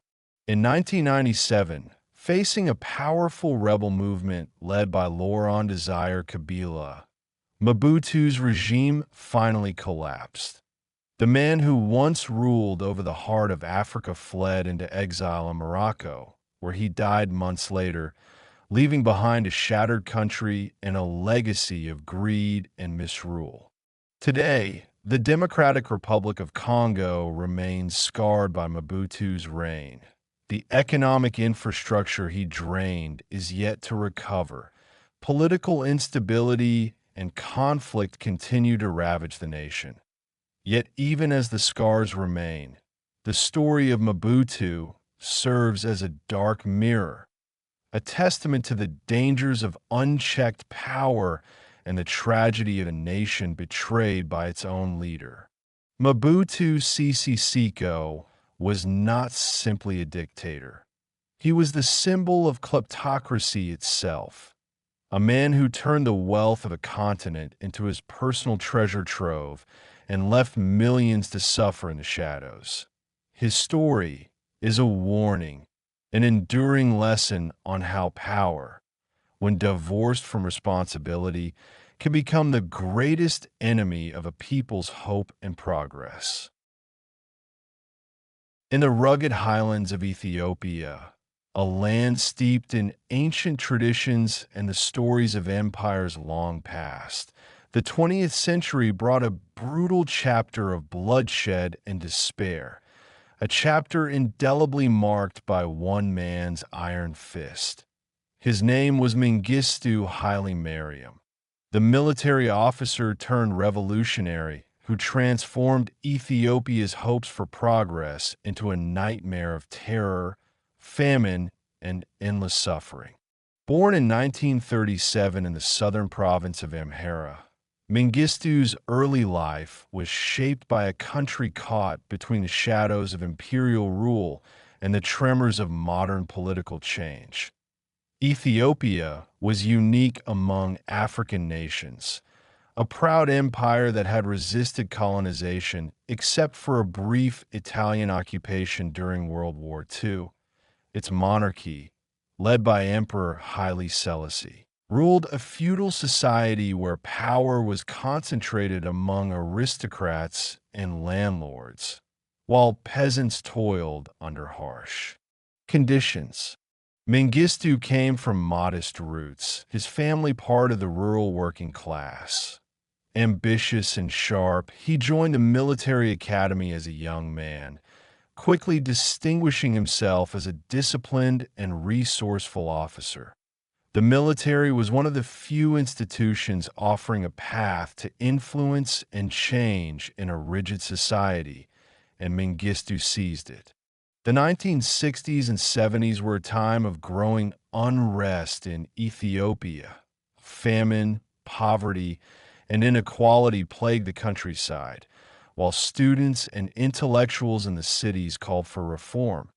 The imperial regime, seen by many as outdated and corrupt, faced increasing pressure. Emperor Haile Selassie's inability to address these crises eroded his legitimacy. Into this volatile mix stepped Mengistu, a man whose ideology and ambition would reshape Ethiopia's destiny, but at a horrifying cost. In 1974, a coalition of military officers, inspired by Marxist-Leninist ideology and frustrated by the imperial government's failure, staged a coup. The Derg, as the military junta called itself, abolished the monarchy and declared Ethiopia a socialist state. Mengistu rapidly rose to prominence within the Derg, outmaneuvering rivals with a ruthless blend of cunning and violence. By 1977, he was firmly in control, the undisputed leader of Ethiopia. What followed was one of the darkest chapters in modern African history, a reign of terror that would come to be known as the Red Terror. Mengistu's government sought to reshape Ethiopian society through radical land reform, collectivization, and purges of political opponents. But the revolution was not gentle. The Red Terror was a campaign of systematic violence targeting anyone perceived as an enemy. Students, intellectuals, rival factions, ethnic groups, and even ordinary citizens caught in the crossfire. Tens of thousands were arrested, tortured, and executed without trial. Mass graves were hidden in the countryside. Entire neighborhoods were wiped out in the name of ideological purity. Mengistu's paranoia and brutality were boundless. He saw enemies everywhere, inside his government, within ethnic groups, and among the general populace. His regime thrived on fear. Secret police operated with impunity. Neighbors betrayed neighbors. Families vanished overnight. The line between justice and massacre blurred into oblivion. But terror was only one side of the catastrophe. Ethiopia, already vulnerable to natural calamities, was struck by a devastating famine in the mid-1980s. Rather than alleviating the suffering, Mengistu's regime responded with callous indifference, or worse, active obstruction. The government prioritized military campaigns against rebel groups over feeding starving populations. Aid organizations were restricted, and food was sometimes used as a weapon to control rebellious regions. The world would come to know the famine through haunting images broadcast across the globe. Emaciated children, desperate refugees, the skeletal remains of a proud nation on its knees. The 1984 to 85 famine became a symbol of human tragedy, a disaster made worse by political blindness and cruelty. Despite the devastation, Mengistu clung to power for over a decade. His Marxist vision, enforced through a web of repression and terror, held sway even as Ethiopia's infrastructure collapsed and millions fled as refugees. Opposition groups grew stronger, backed by neighboring countries and global powers, shifting allegiances at the end of the Cold War.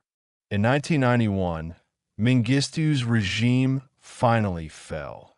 Rebel forces, led by the Ethiopian People's Revolutionary Democratic Front, EPRDF, captured Addis Ababa.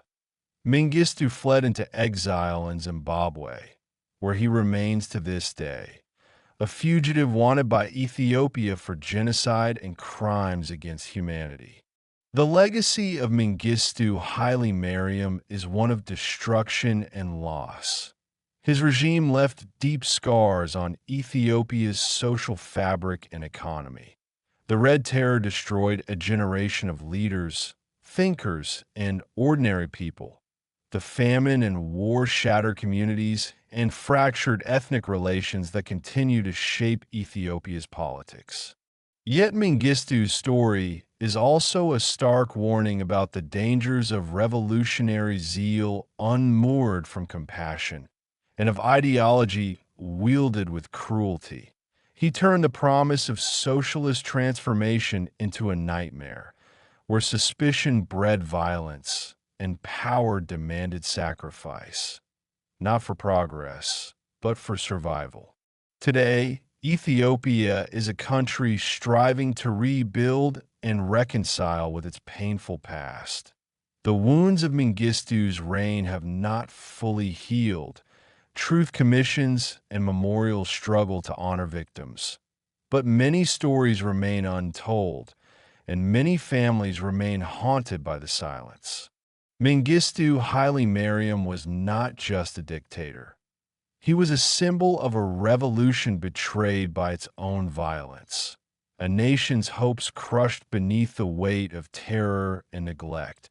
His name remains a cautionary echo through Ethiopia's mountains and valleys, a reminder that power without justice becomes a force of destruction. In the tangled hills and ancient cities of the Balkans, where empires once clashed and ethnic tapestries were woven with centuries of complex history, the late 20th century saw one man ignite a blaze that would consume millions. Slobodan Milosevic, a politician cloaked in nationalism and authoritarian ambition, became the face of brutal conflict, ethnic cleansing, and war crimes in the heart of Europe. Born in 1941 in the small Serbian town of Požarevac during World War II, Milosevic grew up amid turmoil and political upheaval. His family was middle class, with his father a communist official and his mother a local bureaucrat, raised under Yugoslavia's post-war socialist regime. Milosevic was a product of the system, educated in law and groomed for politics within the Communist Party's ranks.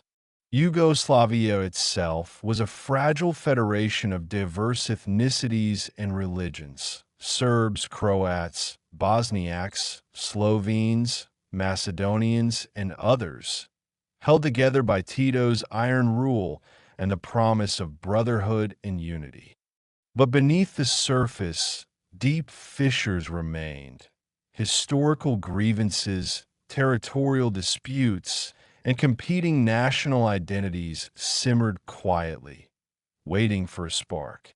Milosevic found that spark in the late 1980s, Rising through the Serbian Communist Party, he reinvented himself as a fierce Serbian nationalist, positioning himself as the defender of Serbs both within Serbia and across the fractured Yugoslav Federation.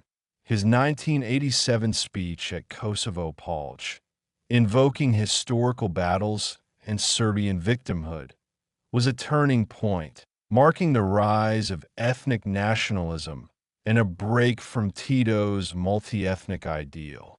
By 1989, Milosevic had consolidated power as Serbia's leader.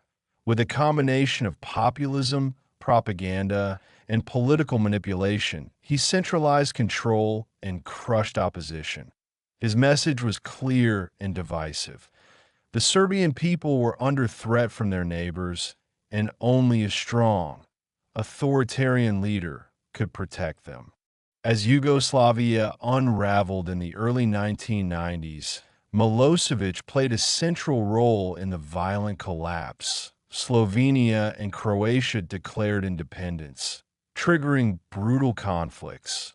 But it was Bosnia-Herzegovina, a multi-ethnic state with Bosniaks, Muslims, Croats, Catholics, and Serbs, Orthodox Christians, that would become the epicenter of bloodshed. Under Milosevic's influence, Serbian forces in Bosnia embarked on campaigns of ethnic cleansing, systematic expulsion, torture, and murder of non-Serb populations to carve out Greater Serbia. The world watched in horror as towns were besieged, civilians massacred, and concentration camps established. The siege of Sarajevo, lasting nearly 4 years, became a grim symbol of the brutality. The horrors culminated in the 1995 Srebrenica massacre, where over 8,000 Bosniak men and boys were slaughtered. The worst atrocity on European soil since World War II, Milosevic's role in enabling and supporting such crimes has been well documented. But Milosevic was not content with Bosnia alone. The Kosovo conflict in the late 1990s further intensified ethnic violence. Kosovo, a province with a majority ethnic Albanian population but claimed by Serbia as its heartland, erupted in rebellion. Milosevic responded with a brutal crackdown, fueling a humanitarian crisis and eventually provoking NATO's intervention in 1999, a bombing campaign that marked the first time the alliance took military action against a sovereign European state. Throughout these conflicts, Milosevic maintained a blend of defiance and denial. His speeches framed Serbs as victims defending themselves against aggression. State media glorified his image as the guardian of the nation, while dissent was suppressed through intimidation, arrests, and violence. Internationally, Milosevic's regime faced increasing isolation. The United Nations imposed sanctions. War crimes charges were brought by the newly formed International Criminal Tribunal for the former Yugoslavia, ICTY. In 2001, after being ousted from power following mass protests in Serbia, Milosevic was arrested and transferred to The Hague to stand trial for genocide, crimes against humanity, and war crimes. His trial became a long, contentious spectacle. Milosevic chose to defend himself, often attacking the legitimacy of the court and spinning nationalist narratives. Yet the evidence was overwhelming. Witnesses, documents, and testimony painted a portrait of a leader who had unleashed hatred and violence on a scale rarely seen in modern Europe. Milosevic died in his prison cell in 2006 before the trial concluded. His death left many questions unanswered and his legacy fiercely debated. To some Serbs, Milosevic remains a hero, a man who stood up for Serbian interests against foreign aggression and internal enemies. to many others in the Balkans and beyond. He is the architect of war, suffering, and division, a man whose ambition cost hundreds of thousands of lives and shattered centuries-old coexistence. The Balkan Wars left scars that still shape the region's politics and society today. Ethnic tensions persist, and fragile peace remains threatened by nationalist rhetoric and unresolved grievances. Slobodan Milosevic's story is a grim testament to the destructive power of nationalism and authoritarianism. It shows how historical wounds can be reopened, how propaganda can fuel hatred, and how the unchecked thirst for power can plunge an entire region into chaos. He was not merely a dictator. He was the embodiment of a destructive ideology that fed on fear and resentment, and whose consequences echoed far beyond his own life and times. The Balkans remember him as the man who set their lands ablaze, and the world as a cautionary figure of modern brutality. In the Caribbean island nation of the Dominican Republic, a country known for its lush landscapes and vibrant culture, the 20th century was overshadowed for over 3 decades by one man's iron will and ruthless control. Rafael Leonidas Trujillo Molina was a dictator whose rule became synonymous with terror, propaganda, and the systematic destruction of dissent. A man who turned his country into his personal fiefdom, and whose legacy still haunts the island today. Born in 1891 in San Cristobal, a provincial town just outside the capital Santo Domingo, Trujillo's early life was marked by modest means and ambition. The son of a modest family, he rose through the ranks of the military, a pathway that offered many young men a chance to escape poverty and assert power in a country riddled with inequality and instability. Trujillo's rise was swift. By 1927, he had become head of the Dominican National Police, a powerful position that gave him control over the country's security forces.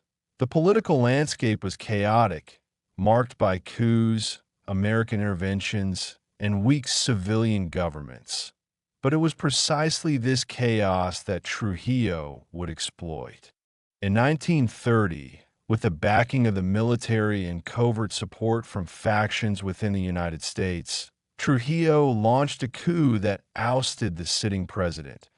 What followed was one of the longest and most brutal dictatorships in Latin American history, a regime that lasted until his assassination in 1961. Trujillo's rule was a study in absolute power. His control over the Dominican Republic was total. The army, the police, the economy, and even daily life were all under his thumb. His political party was a facade of democracy.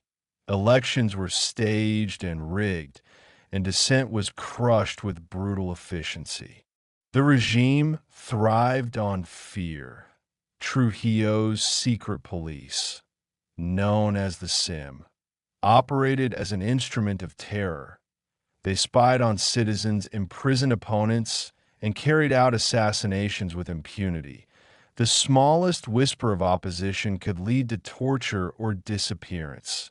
Trujillo's reign turned the Dominican Republic into a surveillance state, where loyalty was compulsory and betrayal fatal. Propaganda was another cornerstone of his rule. Streets, buildings, and even the capital city itself were renamed after him.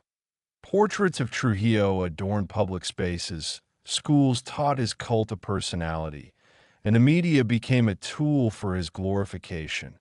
Trujillo presented himself as the father of the nation, the embodiment of progress and order, while hiding the regime's brutality behind a veneer of nationalism and development.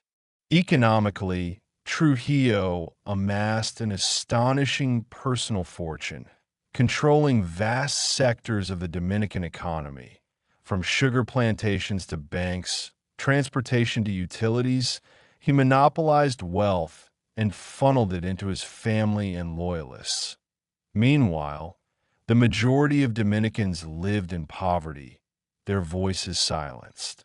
One of the darkest moments of Trujillo's rule was the 1937 Parsley Massacre, a brutal campaign targeting Haitians living near the border. Ordered by Trujillo, Dominican troops carried out mass killings, with estimates ranging from 10,000 to 30,000 people murdered in a matter of days. This horrific act was part ethnic cleansing, part a twisted assertion of Dominican identity, and it remains a painful wound in the history of the island. Internationally, Trujillo was a skilled and often cynical operator. During World War II, he aligned with the United States against the Axis powers, gaining legitimacy and aid despite his dictatorial nature.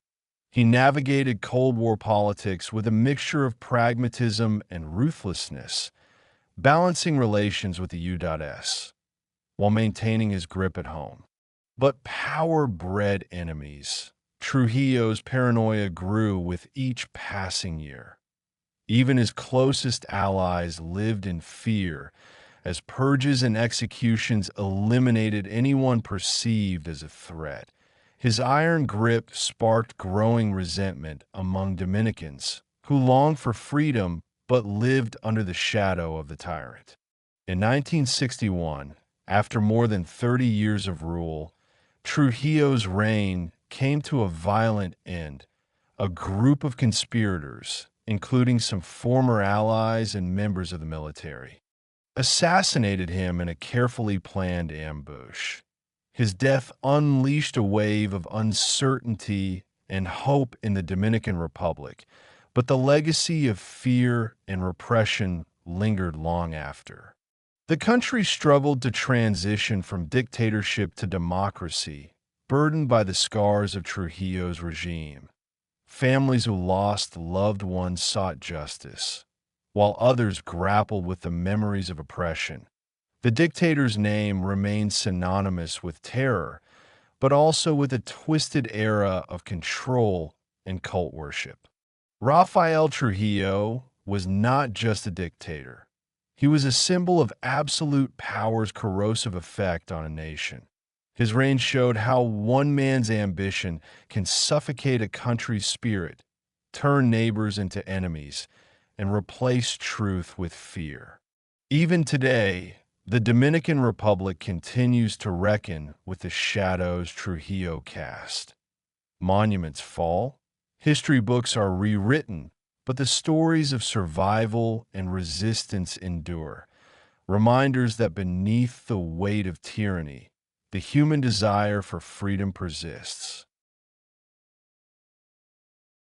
In the modern political history of Southeast Asia, few leaders have left a mark as polarizing and enduring as Ferdinand Marcos, the 10th president of the Philippines, a man of contradictions, charismatic yet calculating, intelligent yet ruthless.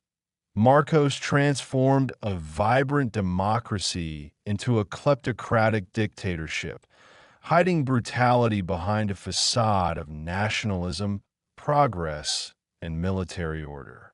Born on September 11th, 1917, in the province of Ilocos Norte, Marcos's early life was a study in ambition. As a young man, he exhibited an exceptional intellect, excelling in academics and oratory. He became a lawyer, famously defending himself in court when charged with the assassination of a political opponent. This episode established his reputation as a brilliant legal mind and a political force to be reckoned with. Marcos entered politics in the post-World War II era, a time when the Philippines was rebuilding from Japanese occupation and asserting itself as an independent republic after centuries of colonial rule. He was elected to the House of Representatives in 1949, then to the Senate in 1959. By the early 1960s, he had positioned himself as a rising star in the Nacionalista Party, known for his rhetoric of nationalism, strength, and development. In 1965, Marcos won the presidency, presenting himself as a disciplined, visionary leader determined to modernize the Philippines and rid it of corruption. Initially, his first term was marked by infrastructure projects, roads, bridges, and schools, a visible promise of progress. But beneath this veneer of modernization, deeper problems festered: mounting debt, favoritism, crony capitalism, and a growing insurgency. When his constitutionally limited second term neared its end, Marcos found a solution that would keep him in power: martial law. On September 21, 1972, citing growing communist threats and national instability, Marcos declared martial law, a move he would later backdate to add legitimacy. The declaration marked a dramatic turning point in Philippine history. Under martial law, democratic institutions were suspended, Congress was shut down, media was muzzled, civil liberties were erased. Political opponents were arrested, tortured, or disappeared. Yet Marcos cloaked this dictatorship in the language of reform and order. He spoke of a new society free from oligarchy, corruption, and instability. In reality, it was a calculated power grab. Marcos rewrote the Constitution, centralized power, and extended his rule indefinitely by placing himself above the law. He dismantled the checks and balances that defined the country's post-colonial democracy. A key figure in this consolidation of power was Imelda Marcos, the first lady whose lavish lifestyle and political influence became global symbols of excess. The Steel Butterfly, as she was called, not only held numerous government posts, but also traveled the world on diplomatic missions, often using them as opportunities for extravagant shopping sprees. While the Marcos regime projected a public image of discipline and control, its inner workings were defined by greed and paranoia. Billions of dollars were siphoned from the national treasury and funneled into overseas bank accounts, luxury properties, and jewels. The Marcos family and their cronies amassed incredible wealth, even as the country fell deeper into debt and poverty. The human cost was even more devastating. Tens of thousands of Filipinos were tortured, imprisoned, or killed during the martial law years. Secret prisons, electroshock devices, and psychological torture became tools of state control. The military, once respected, was transformed into an extension of Marcos's will. Fear permeated everyday life. Speaking out, protesting, or even making jokes about the regime could invite surveillance or disappearance. Meanwhile, the communist New People's Army, NPA, and the Muslim separatist movements in the South gained ground, ironically fueled by the regime's own brutality and the public's growing disillusionment. By the early 1980s, economic decline and international criticism had begun to erode Marcos's grip on power. The tipping point came in 1983 when his chief political rival, Benigno Ninoy Aquino Jr., was assassinated on the tarmac upon his return from exile. The killing shocked the nation and galvanized resistance. Millions began to rise in protest. The middle class, students, the clergy, and even sections of the military began turning against the regime. The final blow came during the People Power Revolution of February 1986. For 4 days, Millions of Filipinos filled the streets of Manila in peaceful protest, demanding Marcos's resignation. Tanks and soldiers sent to crush the demonstrations refused to fire on the crowd. Abandoned by his allies and under pressure from the United States, Marcos and his family fled the Philippines for Hawaii on February 25, 1986. He left behind a country in turmoil, billions in debt, and a bitterly divided society.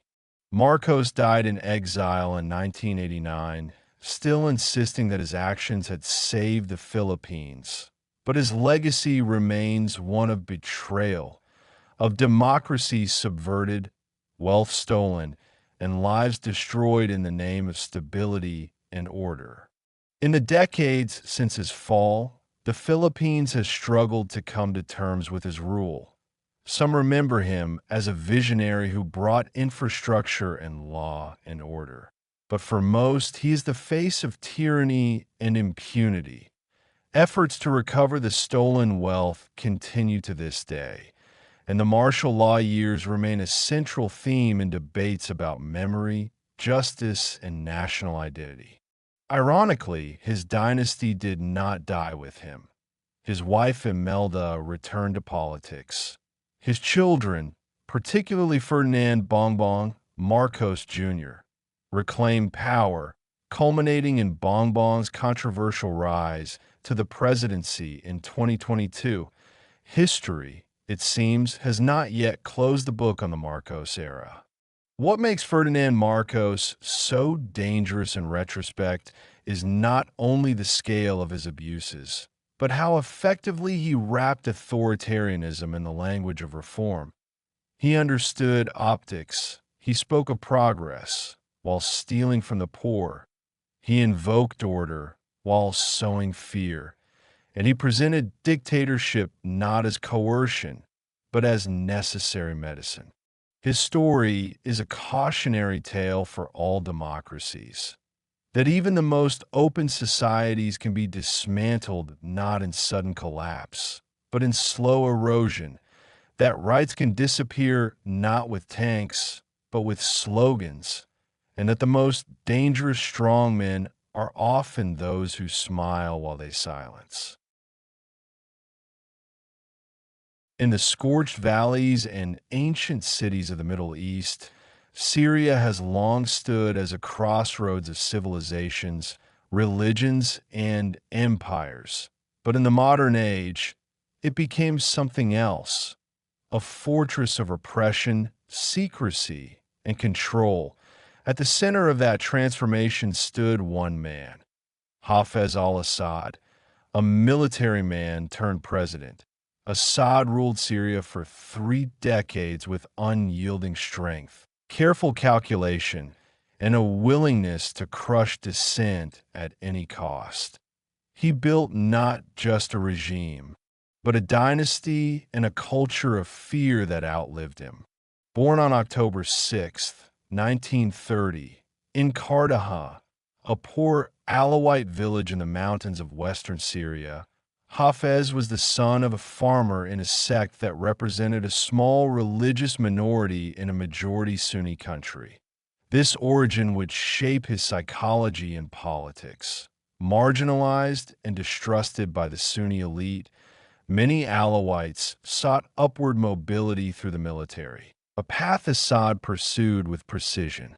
He joined the Syrian Air Force and trained in the Soviet Union, becoming one of the first Alawites to rise through the officer ranks. Assad was not flamboyant or particularly charismatic, but he was methodical, patient, and ruthless when needed. During a time when coups and counter-coups plagued Syrian politics, Assad outmaneuvered rivals in the Ba'ath Party, a pan-Arab socialist movement that came to power in 1963. By 1970, after years of internal struggle within the party, Assad executed what came to be known as the corrective movement, a bloodless coup that ousted his fellow Baathists and left him as Syria's uncontested leader. He became president in 1971, and from that moment forward, he ruled Syria not as a mere head of state, but as an embodiment of the state itself. Assad created a political system where institutions existed more as theater than function. Elections were held, but only one name ever appeared. A parliament convened, but never opposed. A constitution promised freedoms, but none were realized. He was called Al-Ariz, the president, but in whispers he was feared as something far greater. The omnipresent eye of a regime that saw, remembered, and punished. Central to Assad's control was the intelligence apparatus, known as the Mukhabarat. These sprawling agencies operated with near total impunity. They infiltrated universities, factories, mosques, and even families. Fear was institutionalized, and misplaced joke or critical word could result in midnight arrest, indefinite detention, or worse. But Assad didn't rely on fear alone. He built a system of sectarian patronage, favoring fellow Alawites in the army and security services, ensuring their loyalty through privilege and power. While Syria remained officially secular, Assad's rule was deeply shaped by the need to secure the Alawite minority in a hostile and fractured society. On the surface, he projected images of unity and strength, billboards of Assad smiling, saluting, or pondering Syria's destiny dotted the country. School children recited his slogans. State TV broadcast hours of his speeches. The cult of personality was not accidental. It was essential to keeping the myth of stability alive. In foreign policy, Assad aimed to position Syria as a regional power broker. He styled himself as a defender of Arab nationalism and the Palestinian cause. He waged war against Israel in the 1973 Yom Kippur War, which ended in a military stalemate but allowed him to claim symbolic victory. Yet Assad's regional maneuvers were often more pragmatic than ideological. He intervened in the Lebanese Civil War in 1976, not to stop bloodshed, but to assert Syrian influence and prevent either side from gaining full control. For nearly 3 decades, Syria would become the puppet master of Lebanon, stationing tens of thousands of troops and manipulating its politics from afar.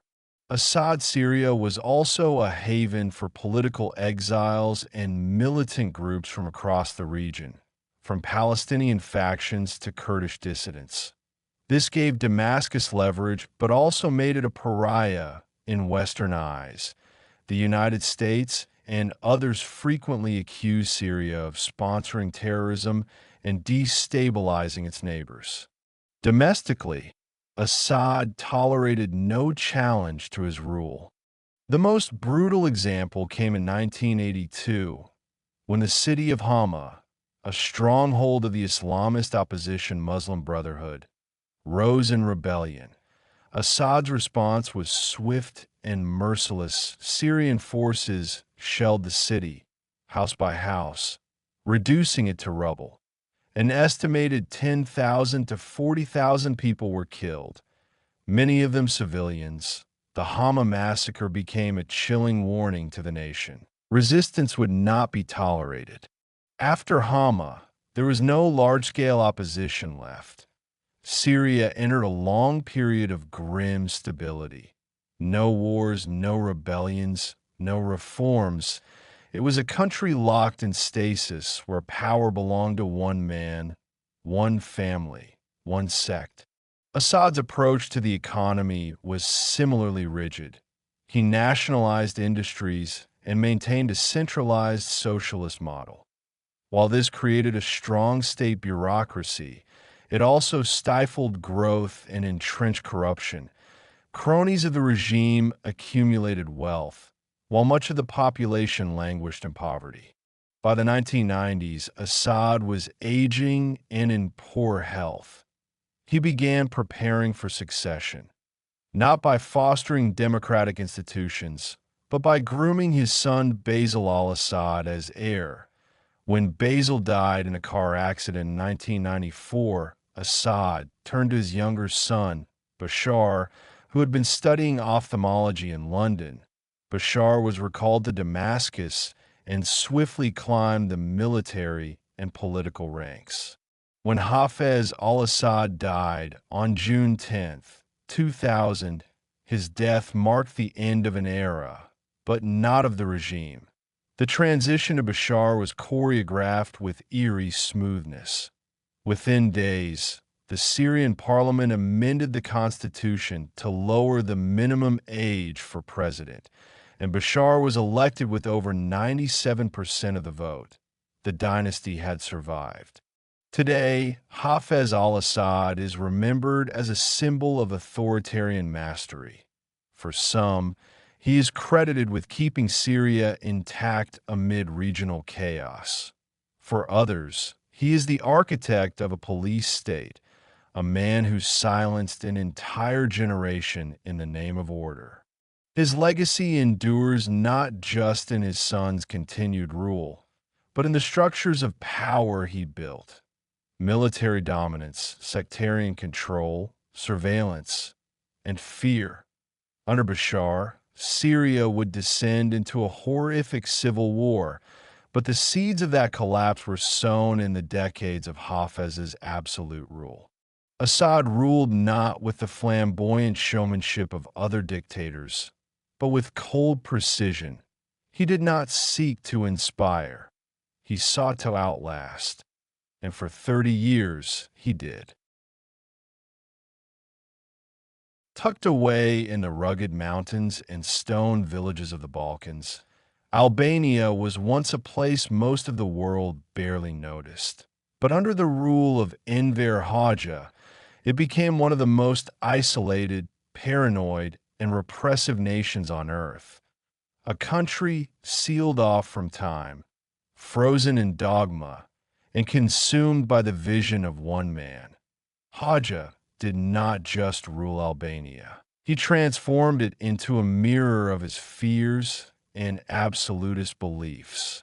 His dictatorship lasted over 4 decades, longer than Stalin's, and in many ways was even more extreme. Born in 1908 in the town of Gjirokastër, Hoxha grew up in a region steeped in Ottoman, Greek, and Balkan traditions, a patchwork of religions, languages, and shifting loyalties. His family was Muslim, but Hoxha's early years were marked more by nationalism than religion. Sent abroad to study, he lived in France and Belgium in the 1930s, where he was exposed to Marxist and communist ideologies, which took deep root. In 1941, during World War II, and while Albania was under Italian and then German occupation, Hoxha became a founding member of the Albanian Communist Party. As Nazi forces withdrew, Hoxha and his partisans seized control of the country. By 1944, he had established himself as the unchallenged leader of Albania. From that moment forward, Albania ceased to exist as a traditional nation-state and became the personal laboratory of Enver Hoxha's radical ideas. At first, he aligned with Yugoslavia's Josip Broz Tito. Then, when that alliance soured, he pledged total loyalty to Joseph Stalin and the Soviet Union. But when Khrushchev denounced Stalin in 1956, initiating the Soviet Union's slow thaw from totalitarianism, Hoxha saw it as a betrayal. He broke with Moscow, severed relations, and aligned with Mao Zedong's China, which remained hardline and revolutionary. But even Mao's China eventually liberalized, and when that happened in the 1970s, Hoxha cut ties with Beijing too. From then on, Albania had no allies, no trade partners, no embassies, It became the North Korea of Europe, a hermit state, fully alone, entirely by design. This intense isolation was not just political, it was psychological. Haja believed enemies lurked everywhere within the party, among the people, across every border. He feared invasion from the West, betrayal by his own officials, and contamination by foreign culture. To protect his regime, he constructed over 170,000 concrete bunkers across Albania. Small, gray domes dotting the countryside, coastlines, and even cities. They were useless militarily, but spoke volumes symbolically. Paranoia was policy. Hodge's internal policies were equally extreme. He launched sweeping purges against anyone suspected of dissent. Real or imagined, thousands were imprisoned, tortured, or executed in labor camps and secret prisons. Families of the accused were punished alongside them. Entire bloodlines were marked as enemies of the state. In his eyes, loyalty was absolute or treason. Religion, once central to Albanian identity, was declared the enemy of socialism. In 1967, Haja made Albania the first officially atheist state in the world. Churches and mosques were shuttered, torn down, or repurposed. Clergy were jailed, religious texts were banned. Children were taught that belief in God was backward and dangerous. Worship became not just discouraged, but criminal. Hodge's version of communism was a stark, joyless affair. He idolized Stalin and modeled Albania's economy on strict central planning, state ownership, and agricultural collectivization. The results were catastrophic. Shortages became routine. Technology stagnated. Infrastructure crumbled. Albanians live in cold apartments with no heat, electricity rationed, and food queues that stretched for blocks. But the isolation meant they had no point of comparison. Foreign media was banned. Travel outside the country was impossible. Even within Albania, people needed permission to change cities. The borders were fortified and mined. Anyone caught trying to escape faced execution, often publicly, as a warning to others. Despite this bleak reality, Haja was omnipresent in daily life. His portrait hung in every classroom, office, and home. School children memorized his quotes. His birthday was a national celebration. State newspapers printed his speeches on the front page in full. No one could speak against him. Many didn't dare speak at all. He presented himself as a philosopher, a warrior, and a father to the nation. His writings, dense, dogmatic, and filled with denunciations of imperialism and revisionism, were published in dozens of volumes. He rewrote history to place himself at its center. He was the alpha and omega of Albanian political life. But as the rest of the Eastern Bloc began to shift, Poland, Hungary, Czechoslovakia, Albania remained rigid under Hodge's grip. While others debated reform, he doubled down on ideology. He viewed dissent as infection and change as decay.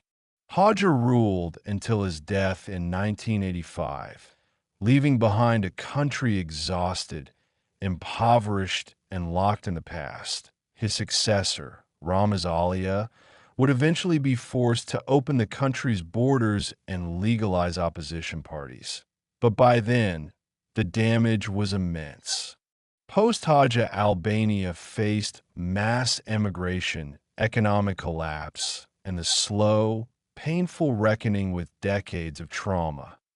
Monuments to him were toppled, statues dismantled, but his legacy lingered in ruined infrastructure, shattered institutions, and in the psychological scars of generations raised under fear.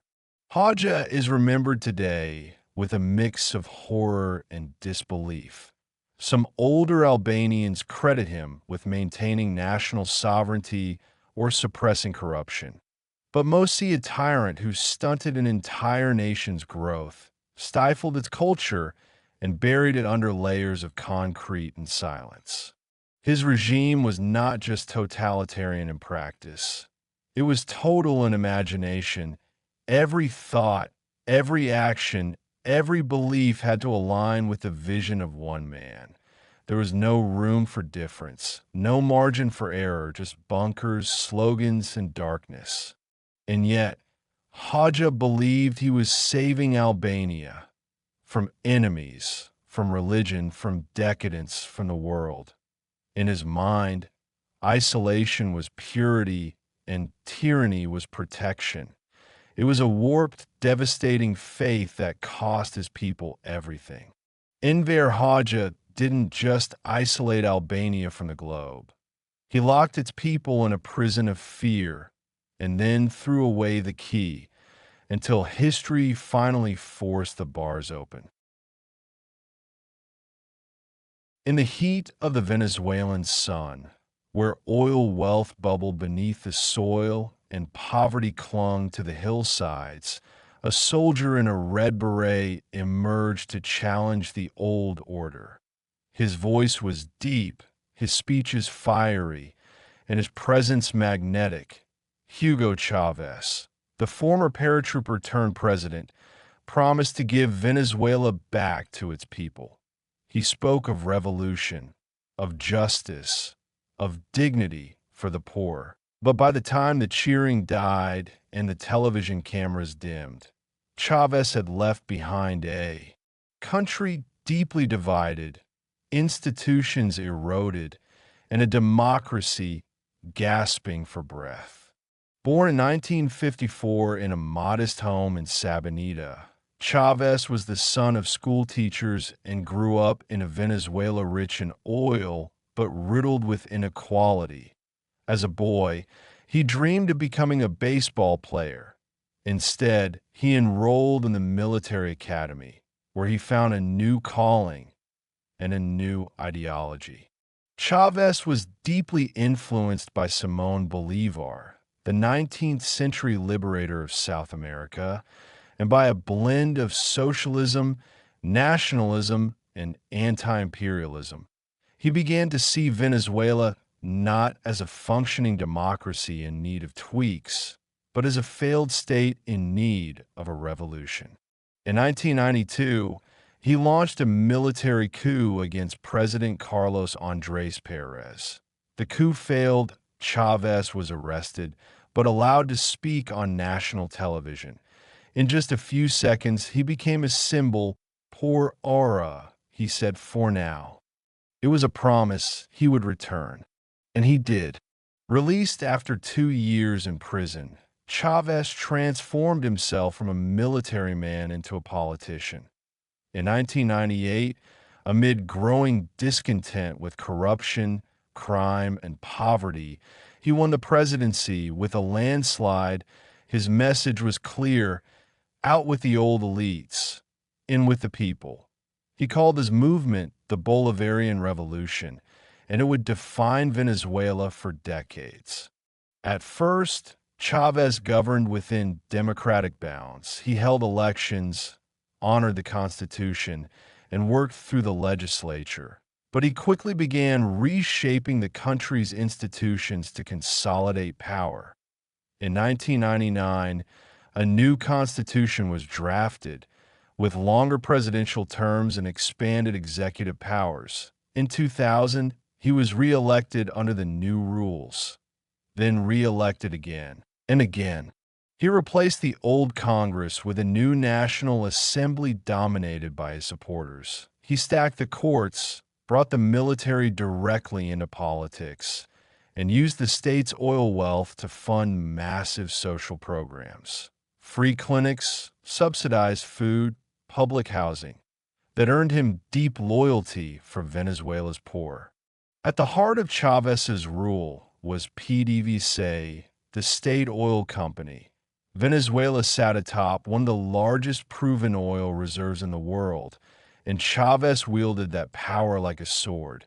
He purged PDVSA leadership, redirected profits to his programs, and used oil diplomacy to curry favor with other countries. For a while, it worked. Oil prices were high, the economy was booming, and Chavez became a hero to many on the global left, a David standing against the U.S. Goliath.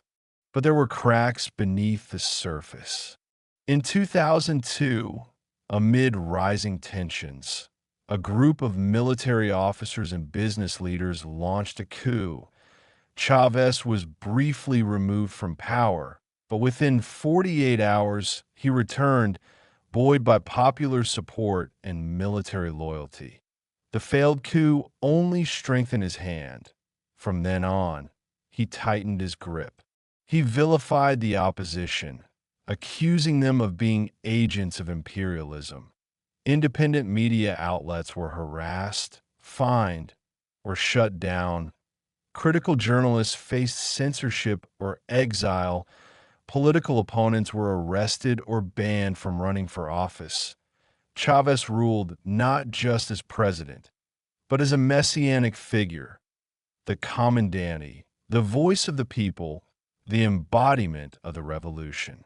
He spoke for hours on television, hosted his own show, Allo Presidente, and dominated the airwaves. He sang, joked, preached, and scolded. His rhetoric was colorful, combative, and often conspiratorial. He called George W. Bush the devil, railed against capitalism, and praised allies like Fidel Castro, Muammar Gaddafi, and Mahmoud Ahmadinejad. But while Chavez was building his personal brand, Venezuela's economy was becoming increasingly fragile. By nationalizing industries, telecommunications, electricity, steel, agriculture, and imposing strict price controls, he created short-term gains and long-term distortions. Inflation crept upward. Food shortages began. Investment dried up. Corruption spread through the state apparatus, where loyalty to the revolution mattered more than competence. Still, Chavez remained popular among millions. He had given voice to the forgotten, lifted many out of extreme poverty, and made the poor feel seen and heard. Even as his policies sowed dysfunction, many believed in his intentions and his charisma. In 2011, Chavez was diagnosed with cancer. He sought treatment in Cuba, returned to Venezuela for re-election in 2012, and won again. But by then, he was fading. His final months were marked by secrecy, speculation, and silence. In March 2013, at the age of 58, Hugo Chavez died. His death marked the end of an era, but not the end of his revolution. He had named a successor, Nicolas Maduro, a former bus driver and loyalist with none of Chavez's charisma, but all of his authoritarian instincts. Under Maduro, the crisis deepened. Inflation spiraled into hyperinflation. Millions fled the country. Hunger returned. Protests were crushed with brutality. Today, Chavez's legacy is bitterly contested. To some, he was a hero, a man who stood up to global powers, fought for the poor, and dared to reimagine Venezuela. To others, he was a demagogue who dismantled democracy, hollowed out the economy, and left behind a state on the brink of collapse. His portrait still hangs in many homes. His words are quoted by the ruling elite. His revolution is invoked as justification for continued repression. But the reality he left behind of economic freefall, institutional decay, and mass suffering is undeniable. Chavez began as a reformer, became a populist, and ended as a strongman. His story is a cautionary tale of what happens when a democracy becomes a stage for a single man's myth, and when power, even used in the name of the people, becomes an end in itself. In the quiet corridors of the University of Coimbra, where ink stained the hands of scholars and debate echoed in Latin, no one could have guessed that the man who walked with a limp and whispered more than he spoke would one day silence a country.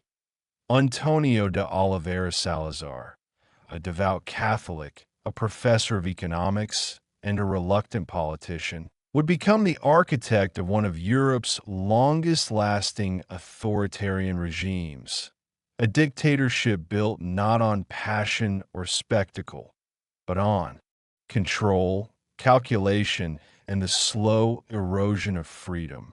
Born in 1889 in the small village of Amiero in central Portugal, Salazar came from humble origins. His parents were modest landowners and devout Catholics, and he seemed destined for the priesthood. He entered a seminary at a young age, but later shifted toward academia. At the University of Coimbra, he excelled in law and economics and eventually became a professor. He rarely raised his voice, but when he spoke, his students listened. Behind the thin glasses and tightly measured words was a brilliant, precise mind, one that viewed the world in strict columns of order and imbalance. In the early 20th century, Portugal was a nation adrift.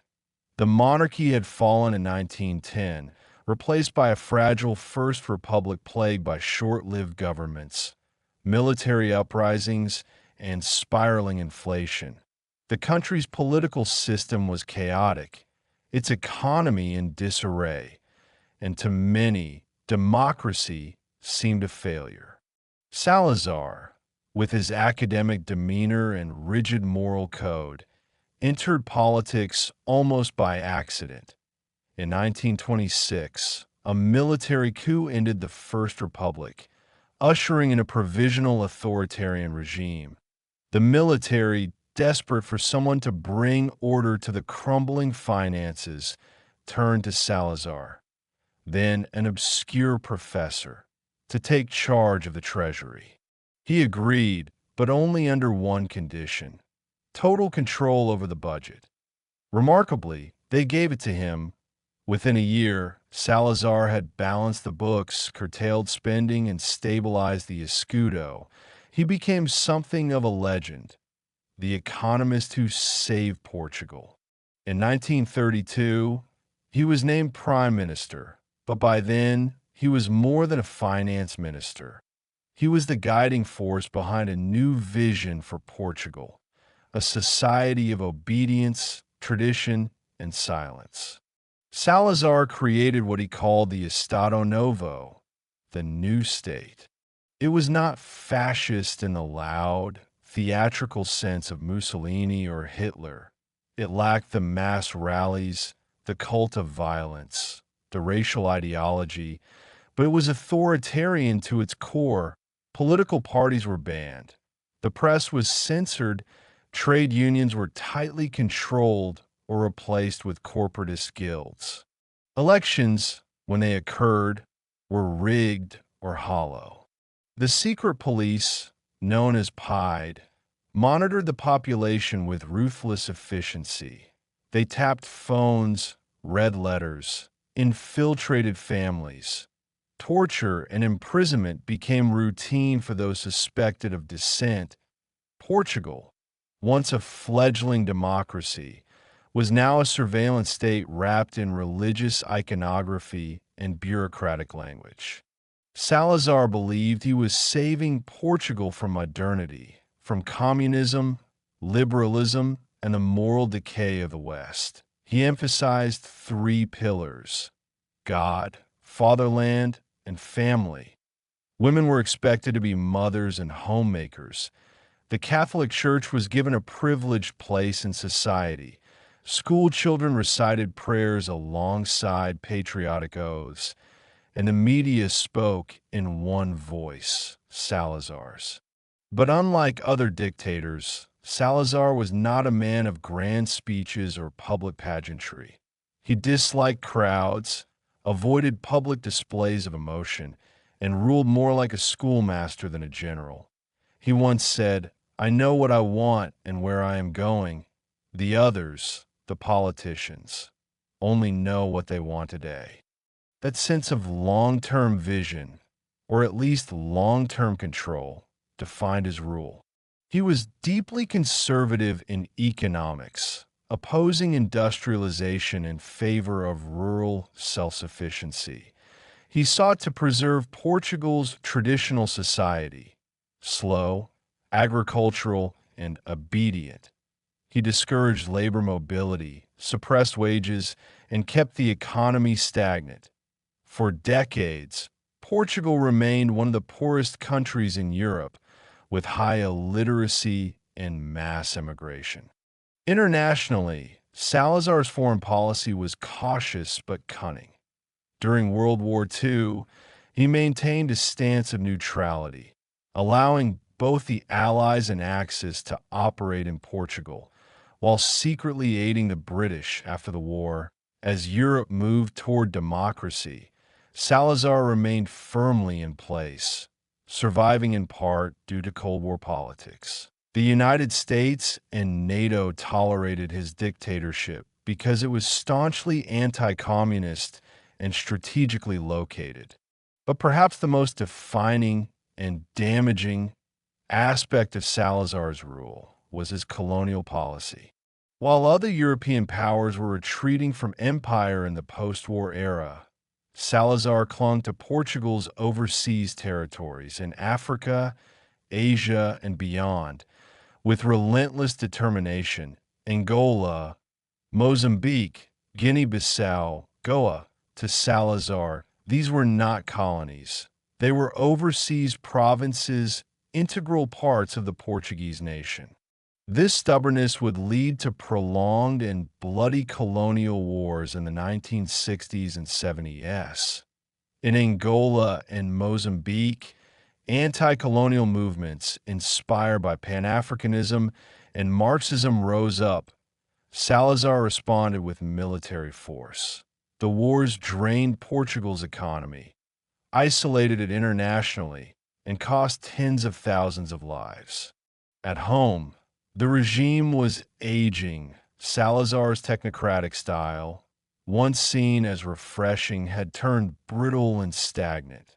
There was no innovation, no adaptation, just the same rigid rules and recycled speeches. In 1968, Salazar suffered a stroke after falling from a chair. He was removed from power, but no one told him. For 2 years, he lived under the illusion that he was still prime minister, giving instructions that no one followed. He died in 1970, having ruled for nearly 40 years. Salazar left behind a country suspended in time. While Western Europe boomed with post-war reconstruction, Portugal remained poor, repressed, and isolated. The regime he built would last for a few more years under his successor, Marcelo Caetano. But in 1974, the dam finally broke. Young officers, disillusioned by the endless colonial wars and inspired by democratic ideals, launched the Carnation Revolution, a peaceful military coup that overthrew the regime.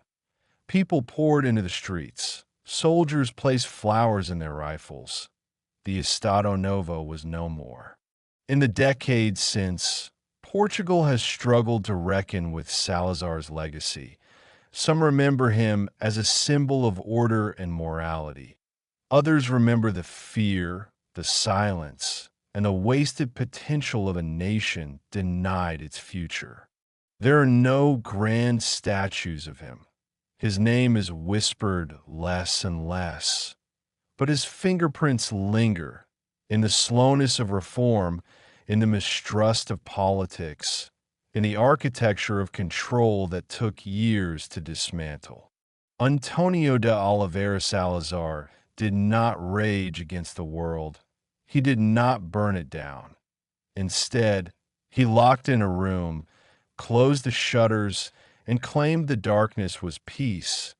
And for nearly half a century, Portugal believed him.